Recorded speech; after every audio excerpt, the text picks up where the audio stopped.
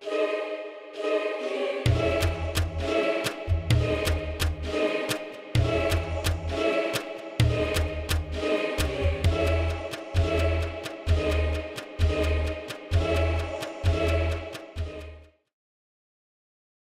alhamdulillah, wa salatu wa salam ala rasulillah. Welcome to another episode of Haqiqatjou, where we discuss religion and politics, the two least controversial subjects. As always, I'm your host, Daniel Haqiqatjou, and we're back for another episode for you, inshallah, that you will benefit from and enjoy. How's everyone doing? Hope you had a very good Eid, had a good Ramadan, full of beneficial worship and acceptance for all of us, inshallah. Very happy to be back with you to discuss a lot of important issues. So much has happened just in the past 2 weeks. It seems like many things are changing around the world, and in many ways it's for the worse. Things are really shaping up for war in the Middle East. Israel has resumed its genocidal actions against the Palestinians. Even on Eid, they bombed Muslims and killed over 50 children on one day. So these are the horrifying things that we are seeing, unfortunately, in the Middle East, and it's escalating. And how do we understand this? What is happening? What is going to be the future of the Middle East and the Muslim world? And, I have to laugh at people who will say things and have been saying things like, oh, Israel is not really the biggest danger. Israel is not the biggest threat for Muslims. It's actually Iran, or it's actually this group or that group. Israel is not, the biggest problem. America is not the biggest problem. Every day we see more and more evidence of how stupid these people are, and clearly they're agents. Clearly they're agents to distract Muslims away from the clear and present danger, the clear external enemy, and instead redirect that hate or that animosity or that aggression towards the enemies of Israel. How convenient. How convenient that we're told by sectarians that the biggest enemy of the Muslims happen to be the biggest enemies of Israel. Wow, what a coincidence that is. But people fall for it over and over again, and we've been opposing this on Haqiqatjou. We've been opposing it on MuslimSkeptic. There's been this war against sectarianism. There's been this war on Wahhabism, as I've termed it. And we have to really, the need of the hour is Muslim alliance, Muslim cooperation across nationalism, across sect, across these divides. This is no longer optional. This is a necessity. This is a must. And if you're like me, you're just tired of it. I'm just tired of seeing Muslims being invaded, being bombed, Muslim children being killed. I'm tired of it. Are you tired of it? So what's the solution to this problem? Can we just continue being divided, continue being sectarian against each other? Why? What benefit does that bring other than death and destruction? And every time I point out that these sectarians, they are not operating according to Islam. They're not operating according to the values of Ahlus Sunnah wal Jama'ah. They go crazy.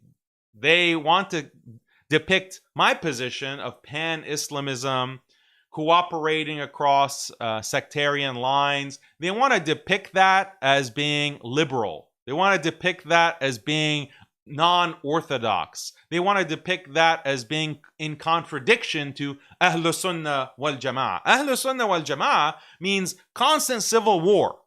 It means constantly being at civil war with other Muslims, with Shia, with Sufis, with traditionalists. Everyone needs to be fighting each other at all times, and that takes priority over facing the external enemy that's literally involved in ethnic cleansing and genociding the most innocent Muslims that you can imagine, which are the Palestinians. The poorest, the weakest Muslims, they're the ones who are being attacked by the strongest forces, by the most brutal, strongest forces in the world, in the United States and Israel. These are the Palestinians. And that's why so many across the globe who are not even Muslim, they immediately recognize the moral urgency to help and to advocate on behalf of the Palestinians. It's very clear who are the good guys and who are the bad guys. But these sectarians want to say that no. Stop focusing on this enemy. This enemy, yeah, they're not good. Fine, we'll concede. They're not good, even though we're fine with countries normalizing with them. We're fine with Saudi Arabia normalizing through the Abraham Accords with Israel. Yeah, that's okay. Maybe it's not ideal, but it is what it is. And yeah, we need to make a deal with the US. We need to make a deal with Israel. This is their attitude. No. The biggest problem is Iran. The biggest problem is Hezbollah. The biggest problem is this or that group. The biggest problem are the Sufis. The biggest problem are these traditionalists, these Ash'aris or these Maturidis. They're the biggest problem. We have to figure out how to neutralize these problems within. This is constantly what they're advocating. And if you follow my Twitter, you see me arguing with these idiots.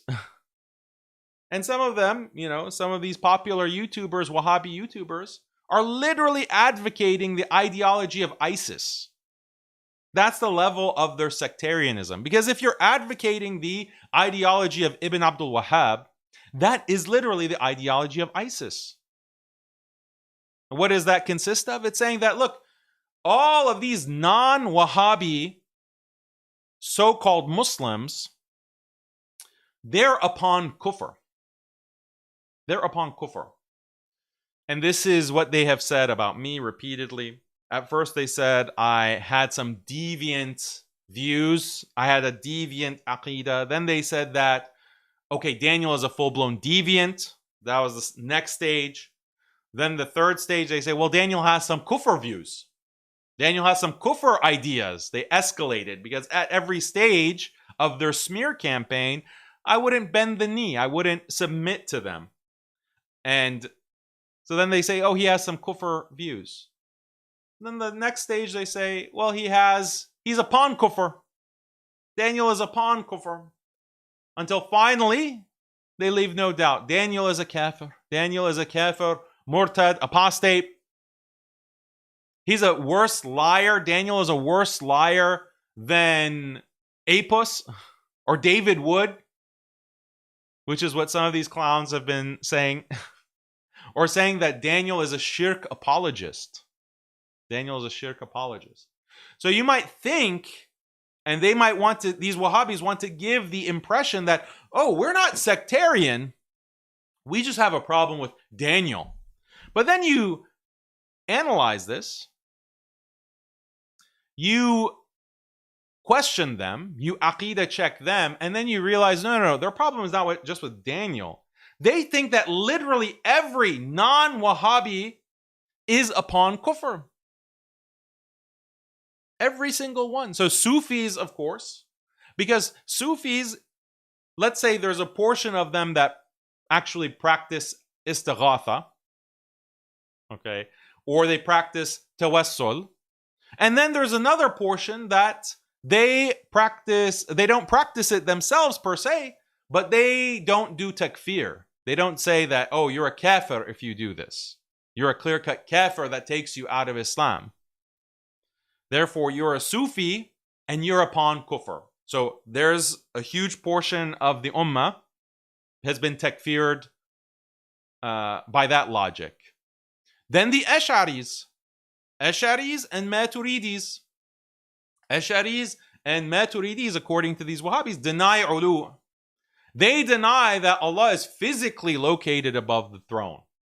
That makes them kafir. That means they are kafir. They also deny that Allah speaks with letters and sounds. So they are kafir. They're denying, they're kuffar. And they must be executed because they're apostates. This is literally what these Wahhabis are saying. This is literally what, and all of the evidence I've presented from their mouths, not only their scholars, but these YouTubers. So there goes all the Ash'aris, all the Maturidis. They're kafir, apostates who should be executed, just like the Sufis are kafir, apostates who must be executed. The Shia, of course, the Shia, forget about that. They're kafir, apostates who should be executed.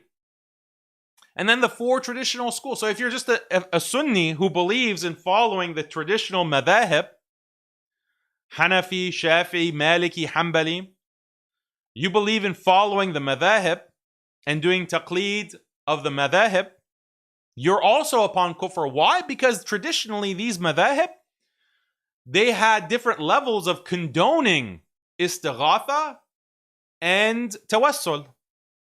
Either they condoned it to a different level, or they didn't make full-blown takfir of those who practice istighatha. That's the traditional position of the four Sunni madhahib. So all of them, if you're a follower of those Sunni madhahib, you're also upon kufr and potentially a kafir, murtad, who should be executed. So who's left? Who's left? No Sunni, no Shi'i. It's only the Wahhabis who are actually Muslims. Everyone else is upon kufr and a kafir. So you thought that these Wahhabis are only attacking me and MuslimSkeptic. This is not correct. This is not accurate understanding of the scope of Wahhabi animosity for the Ummah. No, I don't exaggerate when I say that these Wahhabis takfir the entire Ummah, or 95% of the Ummah. That's what they believe. And they believe in execution of apostates, which is, yeah, that is correct. You know, Islamically in the Sharia, there is a criminal penalty for apostasy. There's no denying that. But they're applying this towards Muslims who don't have the Wahhabi Aqidah. If you don't have the Wahhabi Aqidah and agree to the letter with Ibn Abdul Wahhab, this 18th century Khariji Najdi Takfiri, if you don't have his Aqidah, then you are a murtad. You are an apostate, and therefore the had for apostasy applies to you. So the biggest problem, and this is what Ibn Abdul Wahhab explicitly taught, and his followers since then have explicitly taught and practiced, the bigger enemy is not the colonizer, the invader, the imperial European powers genociding Muslims. That they're not the bigger danger. The bigger danger is the danger from within. The danger from within, which is these kafir, murtad, apostates who are in Mecca, Medina, who are in Istanbul, who are in Cairo, who are in Beirut, in Kuala Lumpur, in Sokoto. These are the kafir murtads who we have to focus on cleansing. We have to cleanse them through execution or through non-stop dawah propaganda to teach Wahhabism. And that's where you get some ikhtilaf amongst the Wahhabis, because the Wahhabis are different strands. So you have the ISIS strand, who they follow Ibn Abdul Wahhab in, we have to do jihad. We have to eliminate these kafir murtads. And this is a fact that the biggest target of ISIS are other Muslims, slaughtering other Muslims, not just Shia, also Sunnis. Bombings in Pakistan, bombings in Iraq, bombings in throughout the Middle East and Africa, bombings in Egypt. In Alexandria, ISIS bombings. Why? Because these are the biggest enemies. These are the murtaddin that we have to cleanse. They're following Ibn Abdul Wahhab. So that's one side of the spectrum. Then you have the other side of the spectrum, who they believe that, yeah, these are all kafir murtads. They're all upon kufr, but we give them an excuse of ignorance. Al-udhr bil-jahl. They have an excuse. We have to educate them. They don't understand Tawheed. So you remember when I was talking to Adnan, he kept saying, you don't understand Tawheed. You don't understand Tawheed. You need to learn Tawheed. This is what they claim. If you don't understand Tawheed, then how can you be a Muslim? This is like a soft takfir that the Wahhabis do. So we need to educate. You are not allowed to speak. You're not allowed to be an imam. You're not allowed to be a da'i until you learn Tawheed, which means what? Means learning Wahhabism. So that's the other side of the spectrum, is they just give the excuse of ignorance. All of the ummah, 95% who are non-Wahhabi, they're just ignorant of Tawheed. They're constantly doing shirk and kufr. And they're just stupid. They're just ignorant. So we're here to educate them. We're here to educate them on what is true Tawheed. And that is the number one priority. Because Aqidah is the most important thing. Tawheed is the most important thing. Why are you talking so much about Palestine? Why do you care about Judaism and what Judaism teaches against the Palestinians and against other Muslims? Why do you care about all of these other topics? They're not important. Focus on Aqidah. Focus on Tawheed. And we have the key to understanding Tawheed. We have the key to Jannah, which is Kitab al-Tawheed, the books of Ibn Abdul Wahhab. Books, I mean, they're more like pamphlets, like short pamphlets that you can read all of them on a lunch break. So that's the sectarian Wahhabi cancer. And you have this spectrum between ISIS and then some of these YouTubers who will say, oh, no, we don't agree with ISIS. We don't agree. But they keep it vague. Why? Why do they keep it vague? Because they don't want to admit that, well, there's a valid ikhtilaf on this issue of al-udhr bil-jahl, giving this excuse of ignorance. So ISIS and Ibn Abdul Wahhab think that there is, as long as you know the Quran, there is no excuse for ignorance. As long as the Quran has been presented to you, then that lifts all excuses that you have, and then you're liable. So if you are not a Wahhabi and you know the Quran, you're a murtad. You are upon kufr, you're a kafir murtad, and you should be executed. And this is why they go to the mosques and they blow up mosques. They blow up masajid. They go to the Eid prayers, or they go to the marketplaces and they suicide bomb it, for example. Why? Because you're killing people, right? You're killing all these people. Well, they are kafir murtad because they know the Quran and they didn't become Wahhabis. So it's justified. This is jihad. That's their ijtihad. That's their scholarly understanding. Then the Wahhabis on the other side of the spectrum, they say, well, we think there needs to be more excuse for ignorance. We need more education before we can do the executions.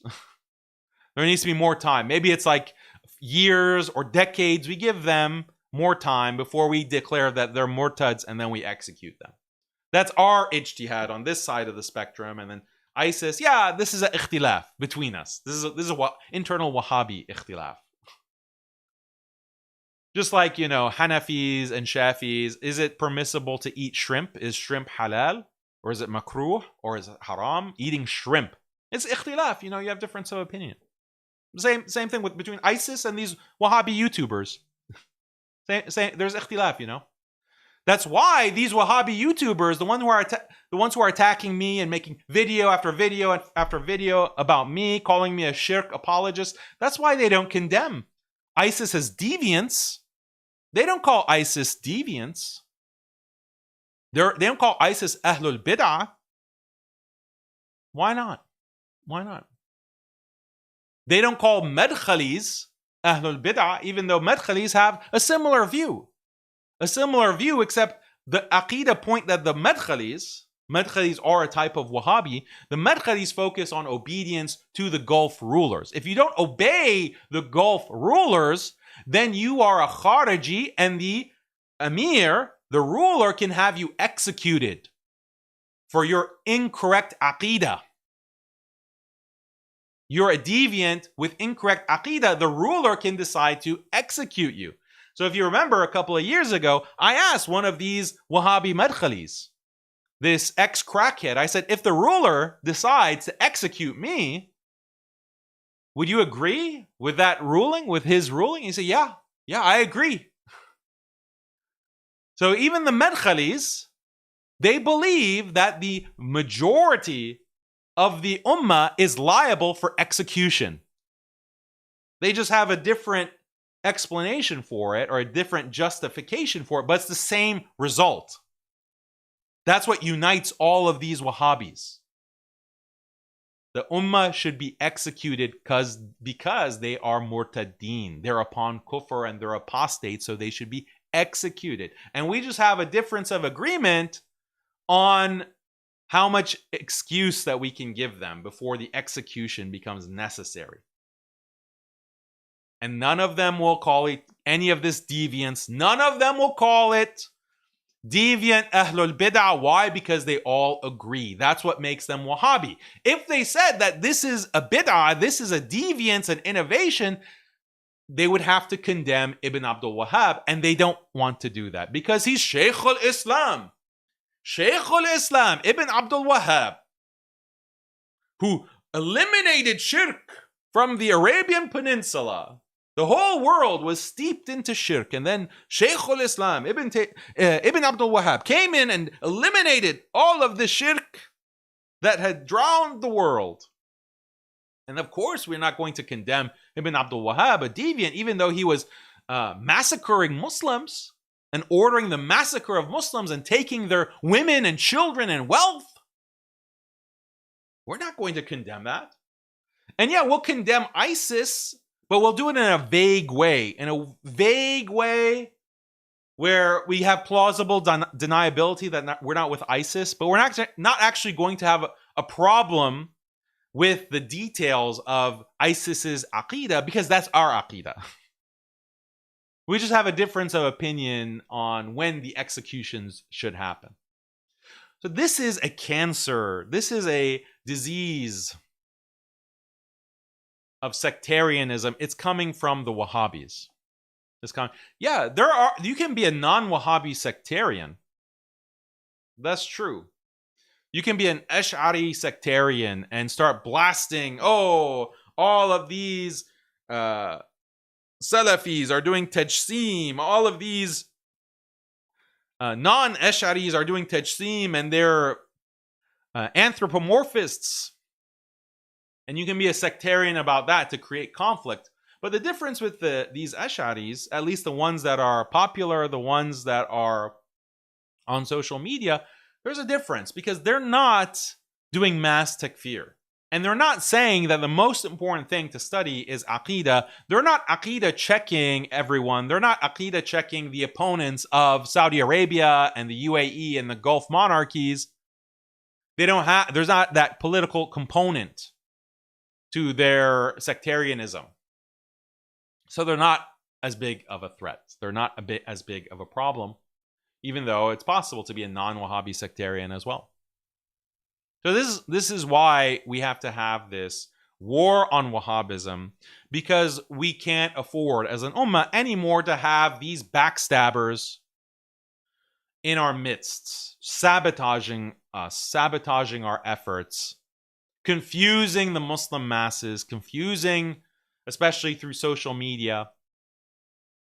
And they're a bunch of cowards. They're a bunch of losers. People get the picture after a while. If you follow some of these people, after a while, you get that there's something. You might have a sense there's something wrong here. There's a problem underneath it, underneath what they're saying. And then many of their followers get the picture after a while, like this is not Islam. This is like one particular ideology, and it's quite repulsive. And they get the picture. It's a psyop. Wahhabism is a psyop, a bunch of losers and LARPing as if they're Orthodox Muslim. My goal in this war on Wahhabism is very simple. I want every non-Wahhabi to recognize Wahhabis as deviant, as not being Orthodox. That's the immediate goal. Because there are so many non-Wahhabi Muslims in the world, but only a small percentage recognize the deviance of Wahhabis. This is a problem. They need to be seen as deviant, and their true beliefs need to come to light because they're doing taqiyya. They're hiding their beliefs. They're hiding their belief in executing the murtadeen, which they consider to be 95% of the ummah. These beliefs need to be brought to light, and people need to recognize that if you have any affinity towards Wahhabism or Ibn Abdul Wahhab and Kitab al-Tawheed, you are deviant. You are not Ahlul Sunnah wal Jama'ah. You are not Sunni. This is the goal of the war on Wahhabism. If we can accomplish that, and I think we're making a lot of headway with that, then mission accomplished. Mission accomplished. I think we've been very successful, alhamdulillah, in the English-speaking world, at least with Medkhalism. Medkhalis being seen as deviants, Medkhalis being seen as completely ignorant at best, malicious at worst, bootlicking the Gulf monarchies at the expense of the Ummah, at the expense of the Palestinians.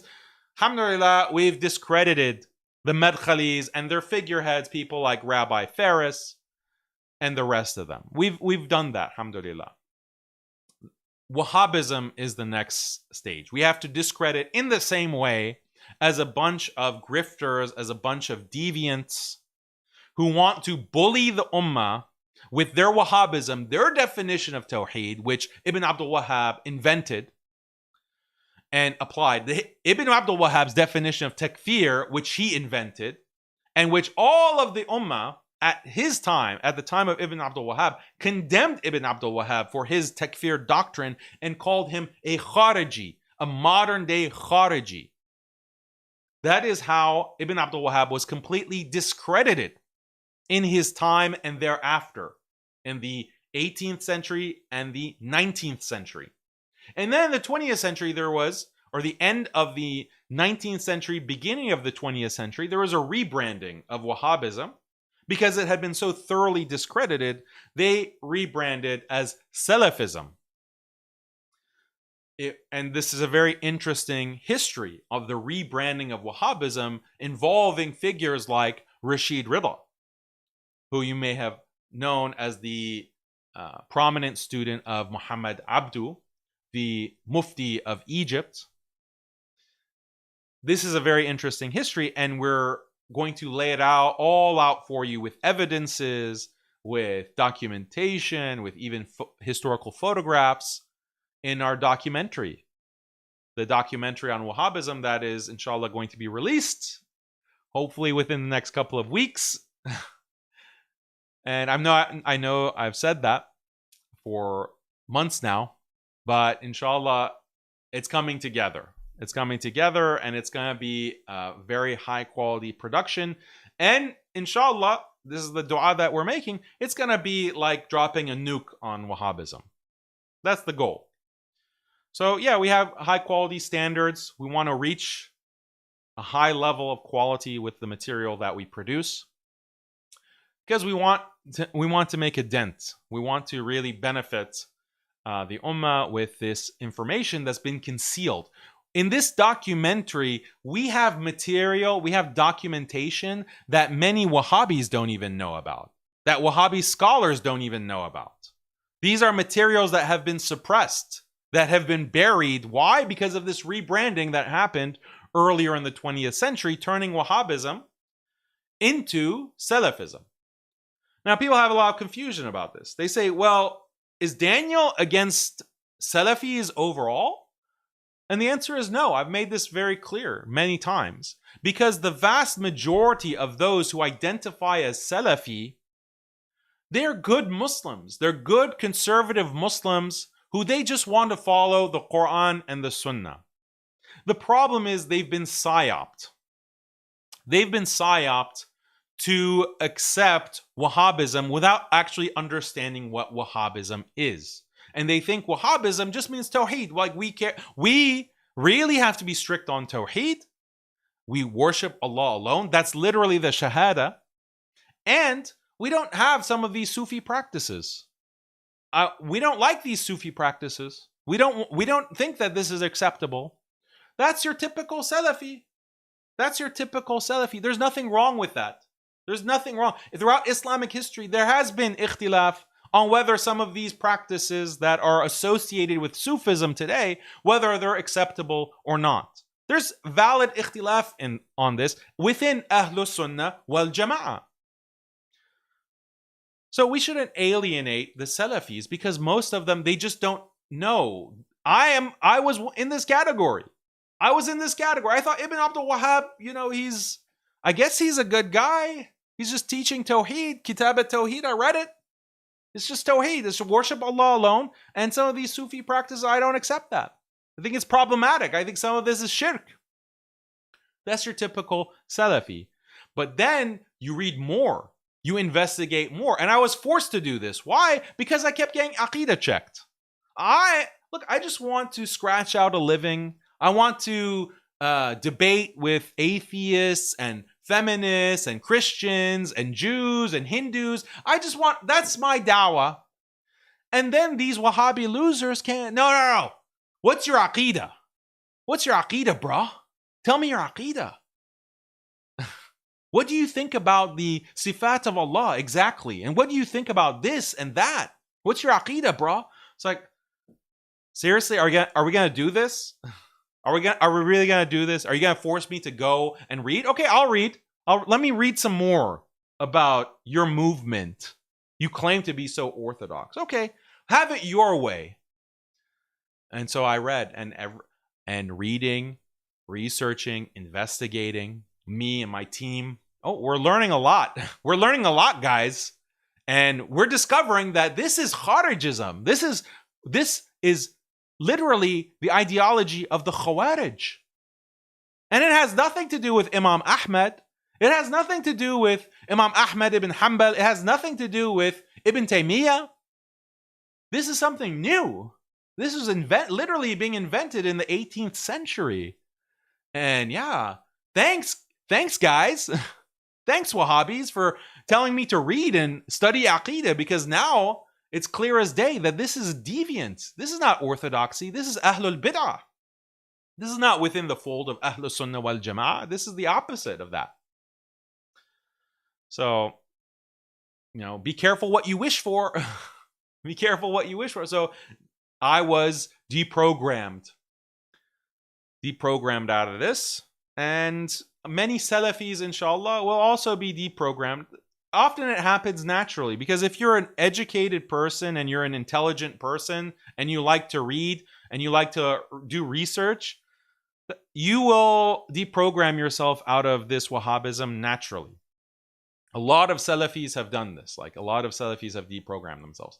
But, if you don't have the time to do that, then that's why we produce material. We want to produce a very nice documentary going through the history and the ideology of Wahhabism and bringing so many receipts. You're going to be shocked by these statements coming from Ibn Abdul Wahhab, his sons, his direct students, his followers. You're going to be shocked. It's going to be a very shocking thing, inshallah, in a good way, because then you'll realize that these are just deviants. They're like raiders. They raid the Muslims and steal from them and kill them. This is what Wahhabism has been. And because of political pressure, they've had to rebrand. They've had to start practicing taqiyya, so you don't actually know their true history. But we're bringing it out. We're bringing it out that they literally takfir 95% of the ummah. And I gave you the logic. You're a Sufi, if you are a Ash'ari, if you are a Maturidi, if you a traditional follower of the 4 Sunni legal schools, if you're a Shi'i, all of that is 95% of the ummah or more. You're upon kufr. You have kufr beliefs. And you're liable for execution. That is Wahhabism. And they see this trigger that they have. And remember, I had a discussion with Muhammad Hijab. It was before Ramadan, obviously. We had that interview. And he described the Wahhabis. He said that it's like they have a loaded gun and they're pointing it at you. That loaded gun is the kufr justification, that you are not a Wahhabi, therefore there is some kufr in your belief. Maybe you're an Ash'ari, or maybe you're a Sufi, or maybe you're a traditional Hanafi, or a traditional Shafi, or a traditional Maliki. That's the gun that they're pointing. As soon as you expose yourself as an opponent of Saudi politics, like you have a problem with Vision 2030, you have a problem with normalization with Israel, you have a problem with the Abrahamic religion, you have a problem with rock concerts just miles away from Mecca and Medina and all of this degeneracy. As soon as you express that you have a problem with these politics, then they fire the gun, then they shoot you with accusations of being a deviant, being a khariji, being upon kufr, being upon shirk. You are a shirk apologist. To discredit you, to generate mass takfir against you online. That's what they've done to me. They've had this entire smear campaign. But people got the picture. But this is why you have to realize that so much of the dawah is infiltrated by Wahhabis. Sometimes they're closeted Wahhabis. They don't really show how much of a Wahhabi they are for optics reasons. They do taqiyya. But now you'll be educated to identify who are the Wahhabis, who are these Medkhalis or Medkhali light. And the telltale sign is they never criticize Saudi or the UAE. I wonder why. I wonder. There are some Wahhabis who do criticize Saudi. You know who those Wahhabis are? They're ISIS. So it's either ISIS, Wahhabis, or the Medkhali or Haddadi sectarian Wahhabis who they don't criticize Saudi. Those are the two groups. 2 or 3 groups. So, yeah, that's the update on the war on Wahhabism. It is very interesting. Very interesting. And the documentary, inshallah, you're going to enjoy it. We're just putting the final touches on it. And I want to make it clear that this is not against Salafism. Salafism, the Salafis, the vast majority, they're conservative Muslims. They care about the Quran and Sunnah. We just need to purify Salafism from Wahhabism. Wahhabism, when you think about Wahhabism, it's not about Tawheed. You need to associate Wahhabism with mass takfir. Mass takfir of the ummah, 95% of the ummah, and justifying the execution of 95% of the ummah. That's what Wahhabism is. That's why you see so much civil war and infighting. That's why you see so many of these Wahhabi accounts taking attention away from the current genocide happening in Palestine and directing it towards other Muslims. It's Wahhabism. That's why it's so critical for the future of the ummah to extract this cancer and to delete it. It's so important. And Israel knows this. Israel knows what Wahhabism does. It creates constant civil war. And you look at, and I've posted on Twitter, these Zionist accounts, literally IDF officials who are promoting Ibn Abdul Wahhab. They're promoting Ibn Abdul Wahhab and Wahhabism. They know that this is the tool to weaken the ummah, to cause civil war, to cause sectarianism. Divide and conquer. It's very simple. So inshallah, the documentary, be on the lookout. There will be more announcements. It's over 2 hours long. It's over almost 2.5 hours long. And, you know, when you think about the biggest blows against Wahhabism that have come out in the past 5 years, you could say that one of the biggest, if not the biggest, in the English-speaking language was Yasser Qadhi's presentation on the Najdi Dawah. And Yasser Qadhi obviously has many issues that we've covered. He's a reformist, a card-carrying, self-identified reformist, promotes all kinds of reform of Islam, and even more problematic ideas that haven't even been discussed on this channel yet, haven't even necessarily been revealed yet to the wider Muslim population. But, you know, he has correct critiques of Wahhabism. I don't agree with everything that he says, but you can say that his 3-hour presentation on his channel on the Najdi Dawah, that is probably the biggest blow in the English language against Wahhabism. And I think that Yasser Qadhi did not go far enough. Yasser Qadhi doesn't call Ibn Abdul Wahhab a deviant. He doesn't call Ibn Abdul Wahhab and Wahhabism deviants. He pulls a lot of punches. He actually is pretty compassionate and pretty gentle in handling Wahhabism. Allahu alam why? Maybe he didn't want a severe backlash. But or maybe he didn't want to drastically implicate himself because he was also a Wahhabi Medkhali. That's Yasser Qadhi's background. So maybe he didn't want to implicate himself too heavily, his career prior to 2007 or 2008. So his 3-hour presentation, I think we're aiming to be 10 times more damaging to Wahhabism than that, inshallah. Because we're bringing the evidence, we're bringing the receipts. Yasser Qadhi doesn't really, he gestures, he says that, oh, there's this statement, there's that statement, but he doesn't really show everything word by word. And that's what's needed. Like, that's what's needed for people to realize exactly what Wahhabism is, straight from the horse's mouth, straight from what they themselves say and what they themselves teach, going straight to the source, Ibn Abdul Wahhab.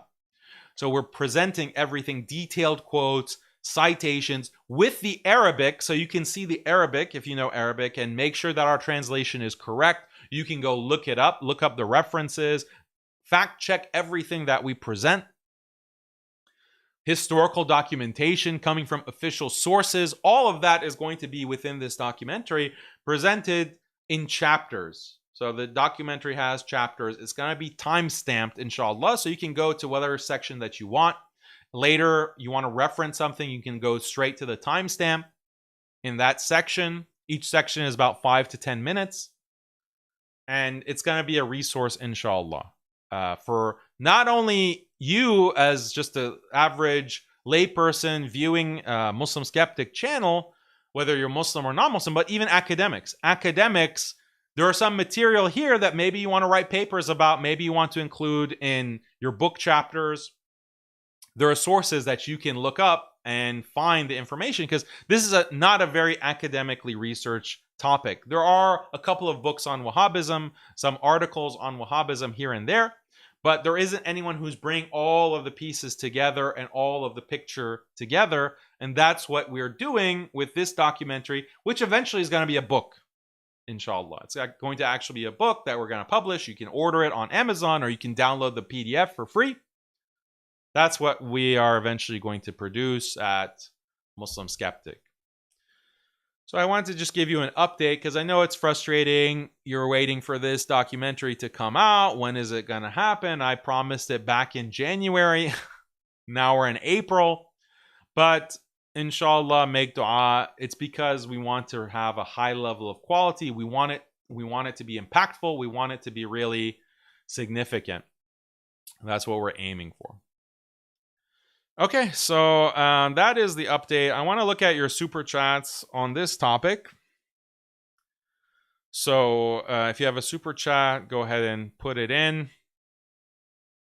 And while you're at it, go ahead and subscribe to our newsletter. Obviously, it's important for us to stay in touch with you. MuslimSkeptic.com. You can follow the link in the description below and you can sign up for it. And yeah, so let's go to the super chats now.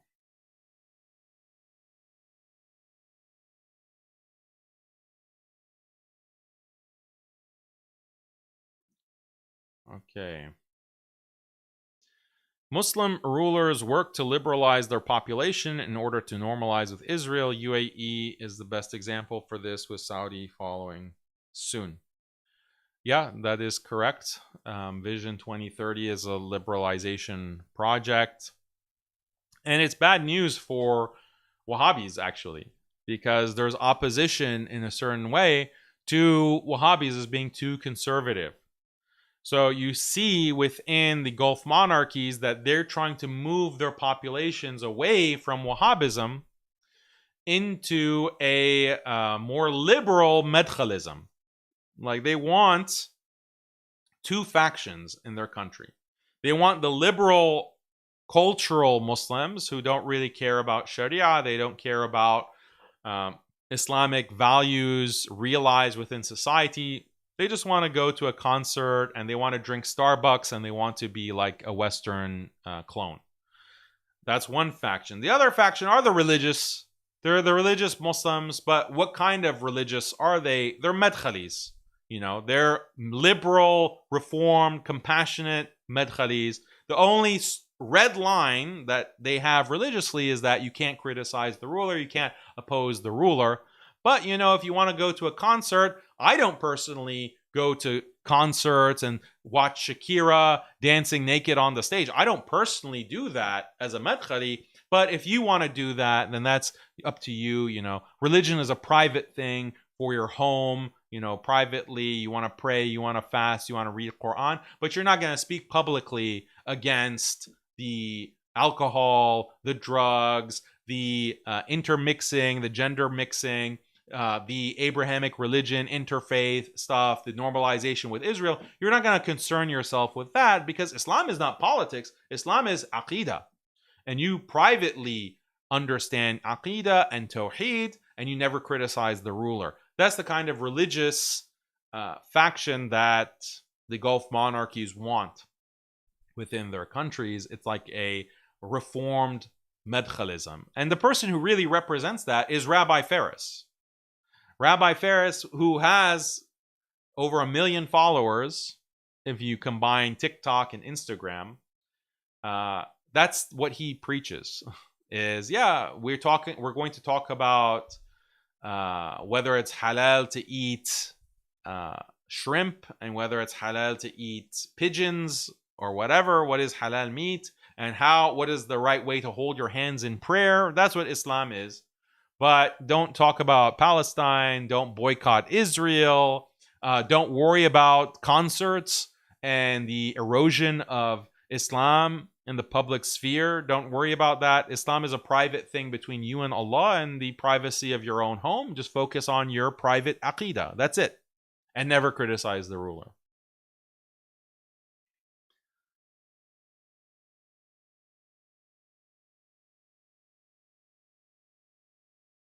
Okay, BXZ, thank you for your super chat. Very correct comment here. Both Medkhalis and ISIS mass takfir Muslims. Only difference is Medkhalis defer the excusing to the Wali al-Amr, the ruler. If Medkhalis become rulers, they'll be worse than Daesh. Exactly correct. Exactly correct. It's the ruler who can excuse. So if the ruler says that Daniel needs to be executed for whatever reason, then that's the correct opinion. That's what has to happen. And again, I asked explicitly one of the biggest Medkhalis online, point blank, should I be executed if the ruler says that I should? And he said, yeah. No hesitation. So this is the thread that connects the Medkhalis, ISIS, Haddadis, these sectarians. They are all connected. That's what makes them all Wahhabi, is the mass takfir. Mass takfir of Muslims and execution. That's what Wahhabism is.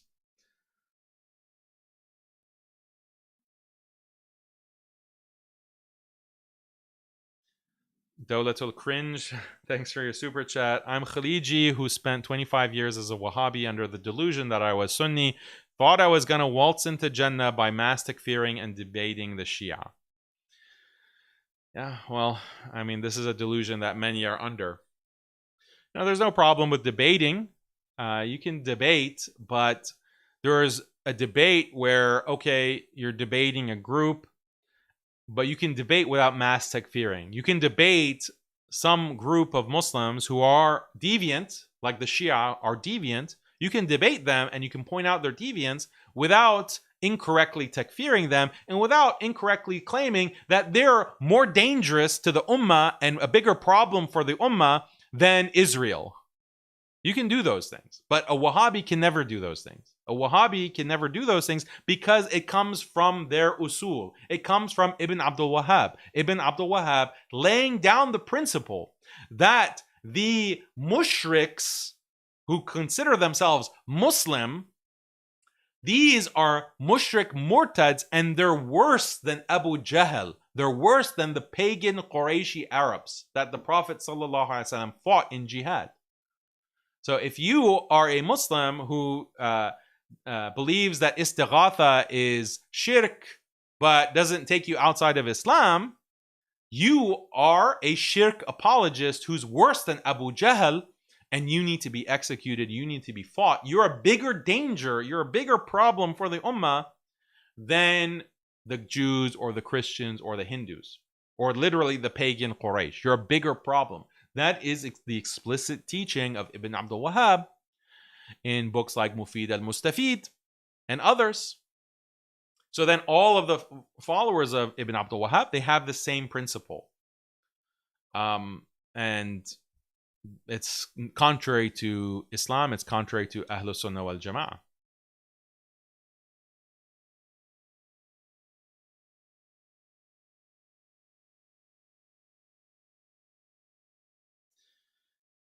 Ibn Baz and Salih Fawzan and other Wahhabis mass takfir whoever doesn't give excuse by ignorance to other Muslims, which is chain takfir. So they mass takfir whoever does not give excuse by ignorance to other Muslims. I don't really understand what you mean by this. I heard ISIS excommunicated Al-Qaeda and Taliban. Is this true? Yeah, of course it's true. They're just part of the rest of the 95% of the ummah that are kafir mushrik according to ISIS and other Wahhabis.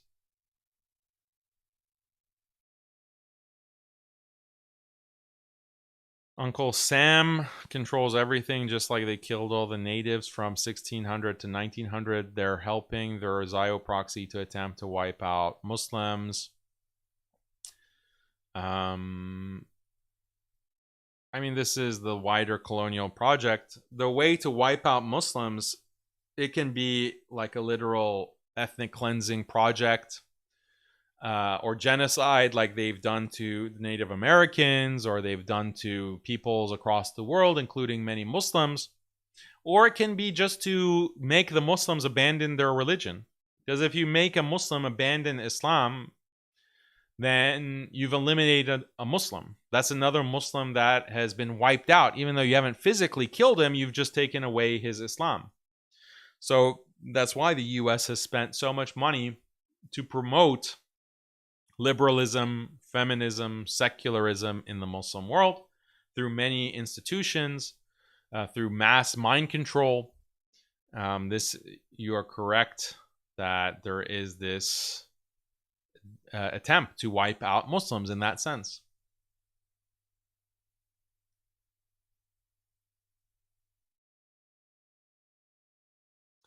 Thank you for your super chat. Wahhabis and Medkhalis will make takfir on you in a heartbeat, but criticizing the quote-unquote ruler is out of the question for them, even if the ruler neglects the cries of the ummah and aids their oppressors.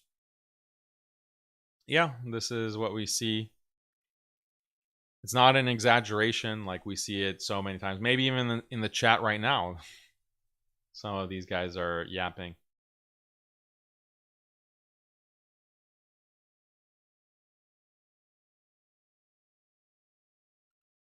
From the bottom of my soul, may Israel be ruined. I mean, okay, here's a question. Why are Islamic schools, Wahhabi, Sufi, etc., created to begin with? Doesn't it go against principle of unity and not sectioning the ummah?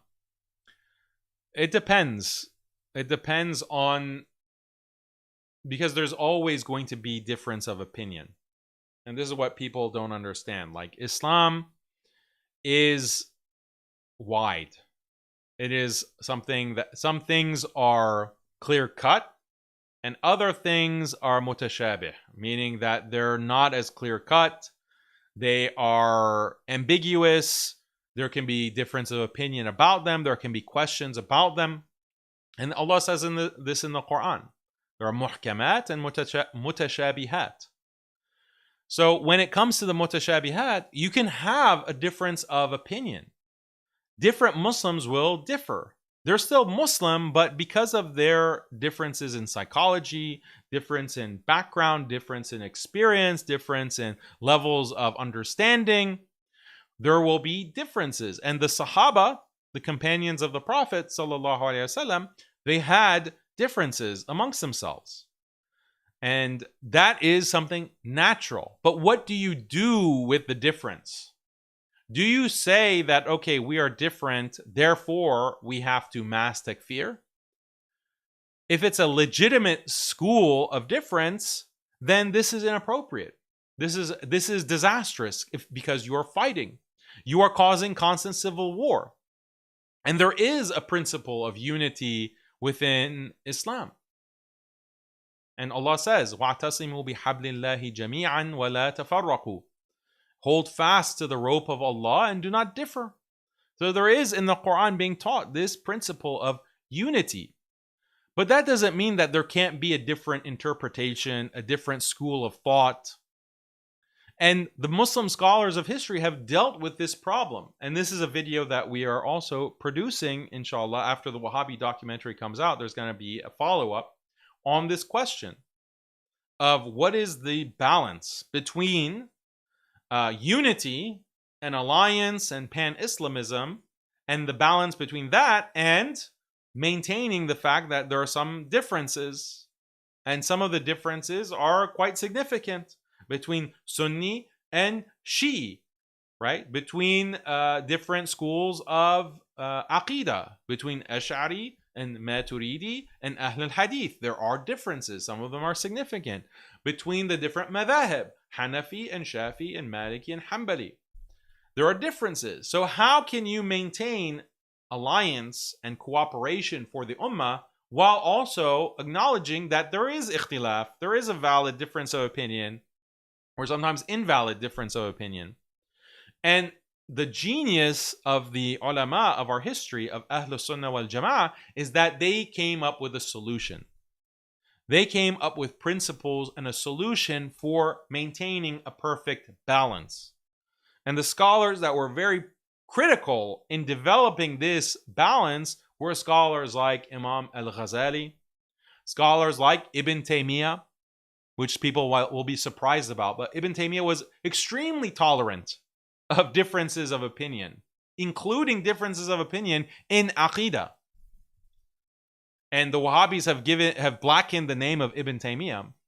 But, we want to bring out what he has said on this topic because it's really critical to maintain that balance. And it's not like a straightforward thing. It requires a little bit of elaboration because Wahhabis have distorted and lied about this issue. They've said that, no. If you want to be upon the haqq of Ahlus Sunnah wal Jama'ah, that means being a Wahhabi, and you have no tolerance for any deviation. So that's why the Ash'aris are upon kufr. The Maturidis are upon kufr. These traditionalists are upon kufr. These Shia are upon kufr, etc., etc., etc., etc., etc. This is not actually the view of Ahlus Sunnah wal Jama'ah. It's even in the name. Ahlus Sunnah, it's not just Ahlus Sunnah. What's the second part of that? Wal Jama'ah. And the Jama'ah, having the group, having the larger community, having the larger collective, it implies that there is a balance. You're on the Sunnah, but there is tolerance for the sake of the jama'ah. You don't just break off of the group. You don't just break off of the collective and start attacking the collective and start takfiring the collective and start making it your top priority to be hostile to that collective. And that's what the Khawarij do. That's what Kharijism is. Ahlul Sunnah wal Jama'ah is opposed to the Khawarij in the sense of the Jama'ah part. The Khawarij, the Kharijis, that's the first deviant group. And where did they originate from, by the way? From Najd, where centuries later Ibn Abdul Wahhab and his movement would originate from. The Khawarij, they're very pious. They're extremely pious. They're very strict. They care very much about Quran and Sunnah. But they're not Ahlul Sunnah wal Jama'ah. They're the opposite of Ahlul Sunnah wal Jama'ah. Why? Because they reject the Jama'ah part. They reject the Jama'ah part of Ahlul Sunnah wal Jama'ah. Just like the Wahhabis today. Just like Ibn Abdul Wahhab today, who declared that only he understood Tawheed and the rest of the Ummah were actually mushrik, kafir, apostates, and that's why we wage war upon them. We wage jihad upon them in order to eliminate them. And that's the biggest priority, not the Christians or the Jews or the colonizers or the atheists or anyone else. It's these mushrik murtads. So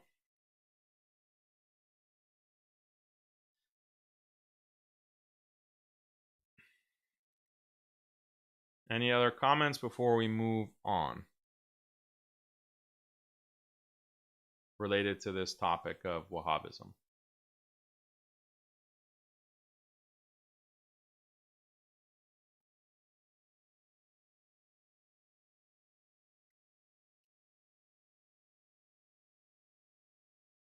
Yeah, where do we draw the line? Qadianis? Yeah, again, there is a line that is drawn. If you say that there is no line, everyone is acceptable, then there is no concept of Islam. There is no concept of Islam if you completely eliminate takfir. Takfir is an important part of Islam. You have to define what is Islam and what is not Islam. And this, again, is referred to in the Quran. There is muhkamat. There are clear-cut lines. But there are other issues where there can be difference of opinion or different views, and some of those views might be deviant, but are they enough to take that person or that group outside of Islam, such that we make takfir of them, such that we declare them to be the worst enemies that have to be fought? There has to be a balance.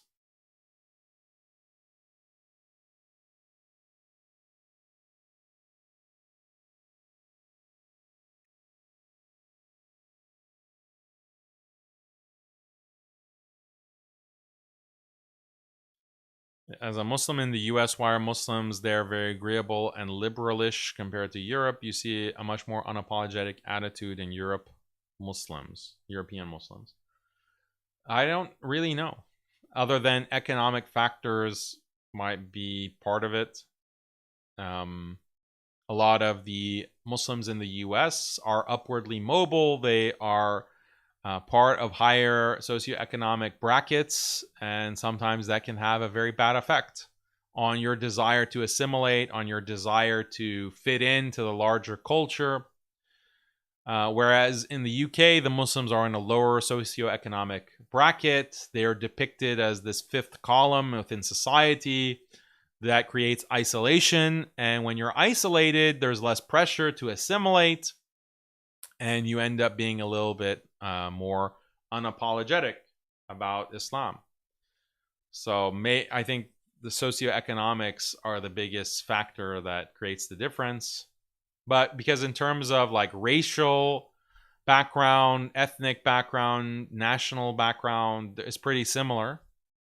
Maybe there's a higher proportion of Arabs in the US compared to the UK. But I think that's the big difference.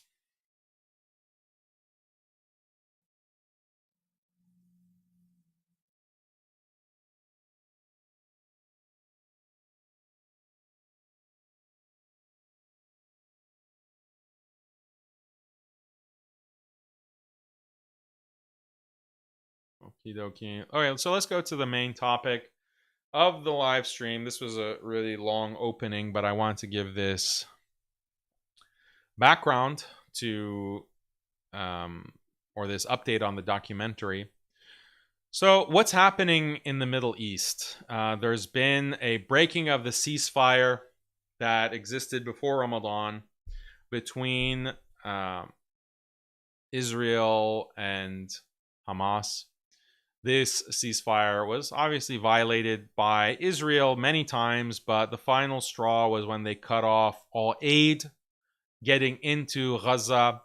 They cut off the humanitarian aid, the food, the medical supplies. And then towards the end of Ramadan, they resumed bombing. And they are now on the brink of a ground invasion as well, resuming the ground presence within Gaza. And we see every day the death toll, hundreds are being killed. So that was the end of the ceasefire. What did we see in response? Obviously, Hamas has been responding. Just yesterday was the first volley, I believe, or the major volley of rockets coming out of Gaza into Israel. Yemen responded very strongly. Yemen resumed its Red Sea blockade and the Houthis vowed that there will be no Israeli cargo ship that will be able to pass. And the U.S. responded to this. The U.S. responded very harshly. And this was bound to happen because Trump is not going to tolerate any attacks on Israeli shipping. And Trump wants to distinguish himself from Biden.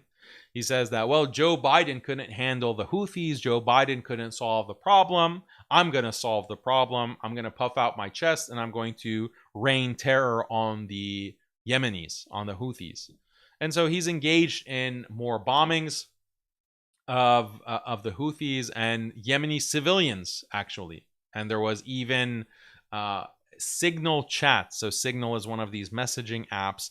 And somehow, I don't understand why the US government has to use Signal or like these civilian apps. That question wasn't really answered. But you had Donald Trump, Pete Hegseth, Marco Rubio, and other officials of the Trump administration on this group chat using Signal.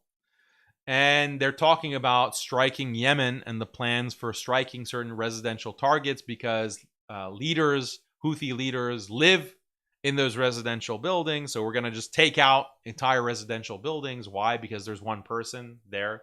And that group chat was leaked, or it was mistakenly shared with a journalist from The Atlantic, Jeffrey Goldberg, who is a huge Zionist Jew and one of the biggest cheerleaders of the Iraq War in 2003. He's a neocon, disgusting individual.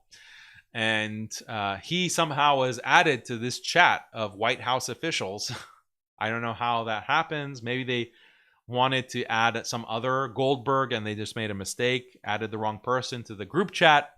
And he reported on these plans to strike the Houthis after the fact, after the strikes had taken place. But this was another big news report, and it shows that, well, what's really going on here? Was this a genuine mistake, or was it a psyop?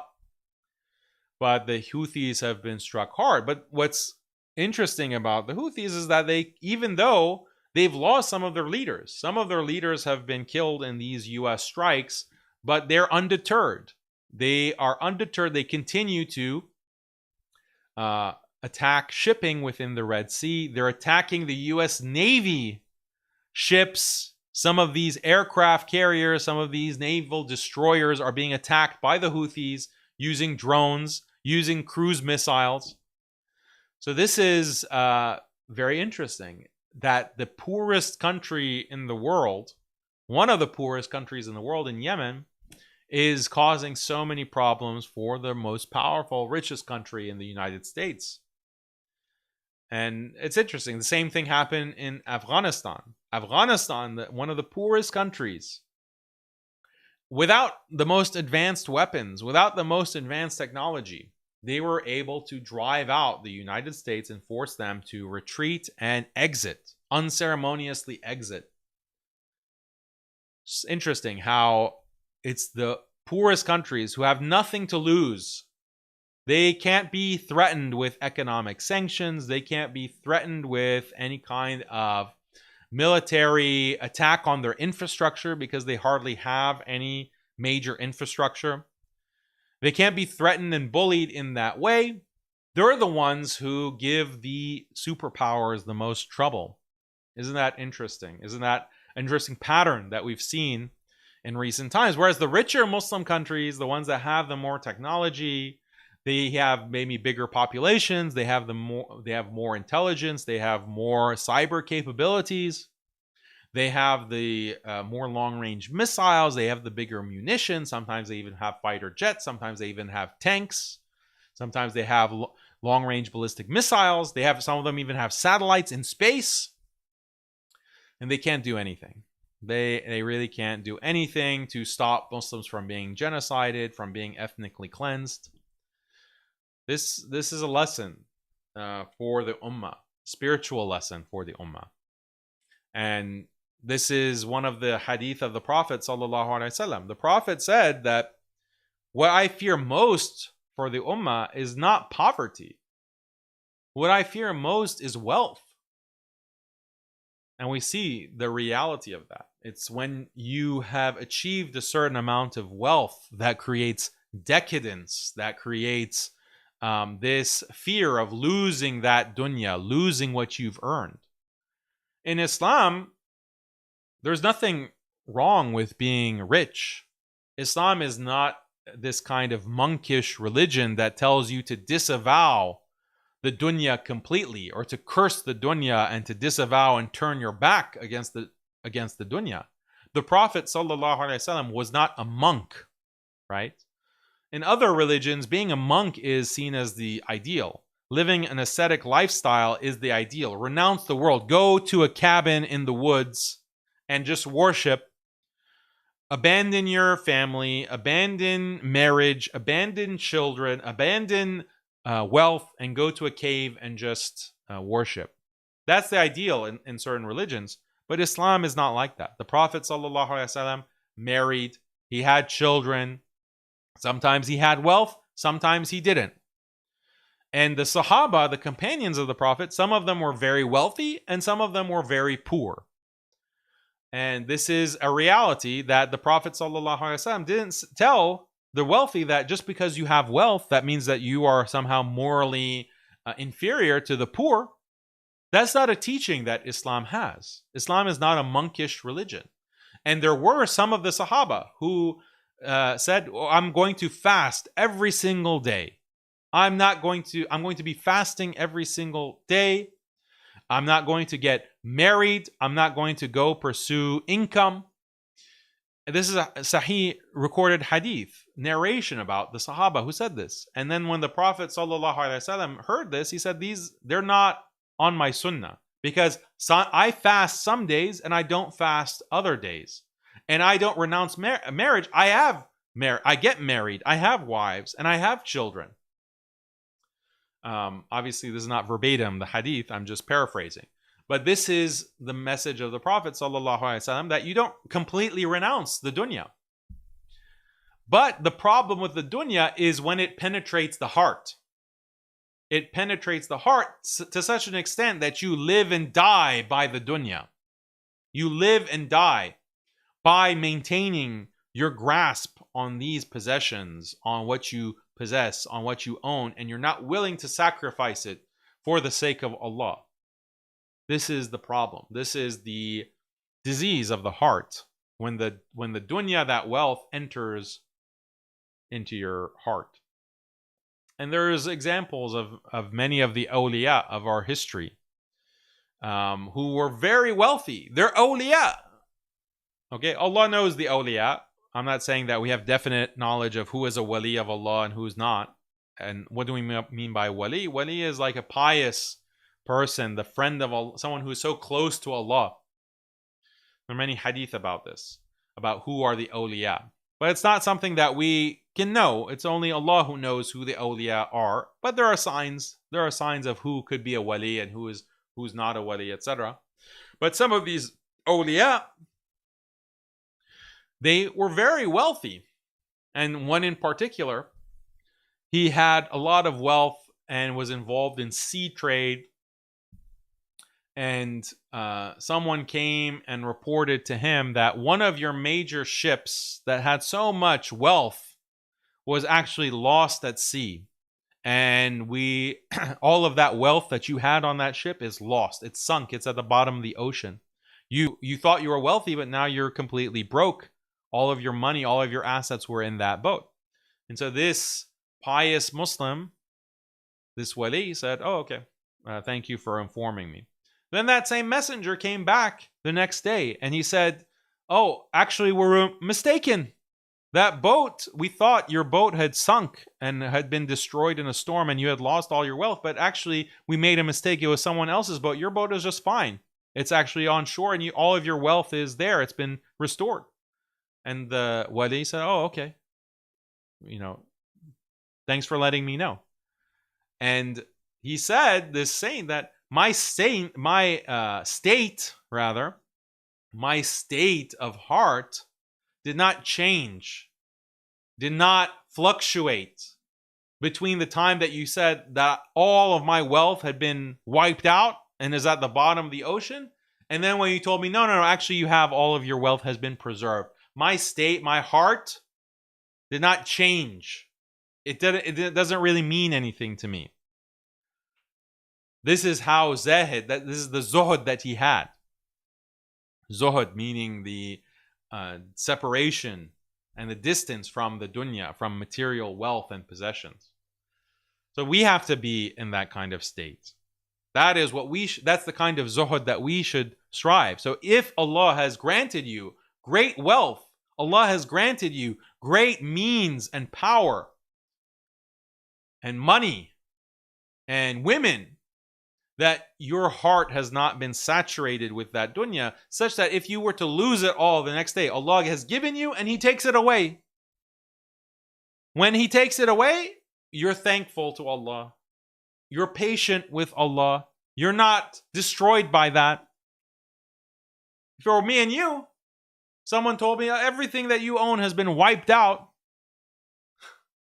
Let's be honest. Let me be honest with myself. Yeah, I'd be devastated. I would be extremely depressed. I'd be extremely upset.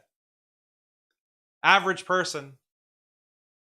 I wouldn't be in that state of zuhud, that to recognize the greater reality. The greater reality is that Allah gives and He takes away. It's going to happen. It's going to happen. No matter how much wealth that you have, no matter how much security you have, no matter how much enjoyment you have right now in your life, it's going to go away. I guarantee you it's going to go away. Do you know how I can guarantee that? Kullu nafsin dha'iqatul maut. Every soul will taste death. And as the Prophet ﷺ said, that death is the eliminator of enjoyment and pleasure. Meaning the enjoyment and pleasure of the dunya. Death, everyone is going to experience death. Every soul is going to experience death.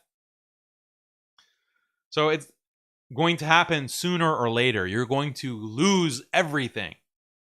It might happen at your death. It might happen before that. Are you ready for that? Are you ready for that event, that inevitability? That's a question that we have to ask. And the people who are able to put aside their attachment to the dunya, to recognize the higher reality, those are the people who can do the amazing things. Those are the people who can face the biggest bullies and the biggest superpowers. They're the ones who can do the seemingly miraculous things. And it is miraculous because Allah is putting barakah in their efforts. And He becomes the eyes with which they see and the feet with which they walk, and the tongues with which they speak, and the ears with which they hear, and the hands with which they blow. It's also hadith of the Prophet sallallahu alaihi wasallam, paraphrased, but that's what Allah does for the awliya, those who are so close to Him, because they have recognized the true reality. They've recognized the true reality, so Allah assists them in everything that they do, every step that they take. They can do miraculous things. They can bring the biggest superpowers to their knees.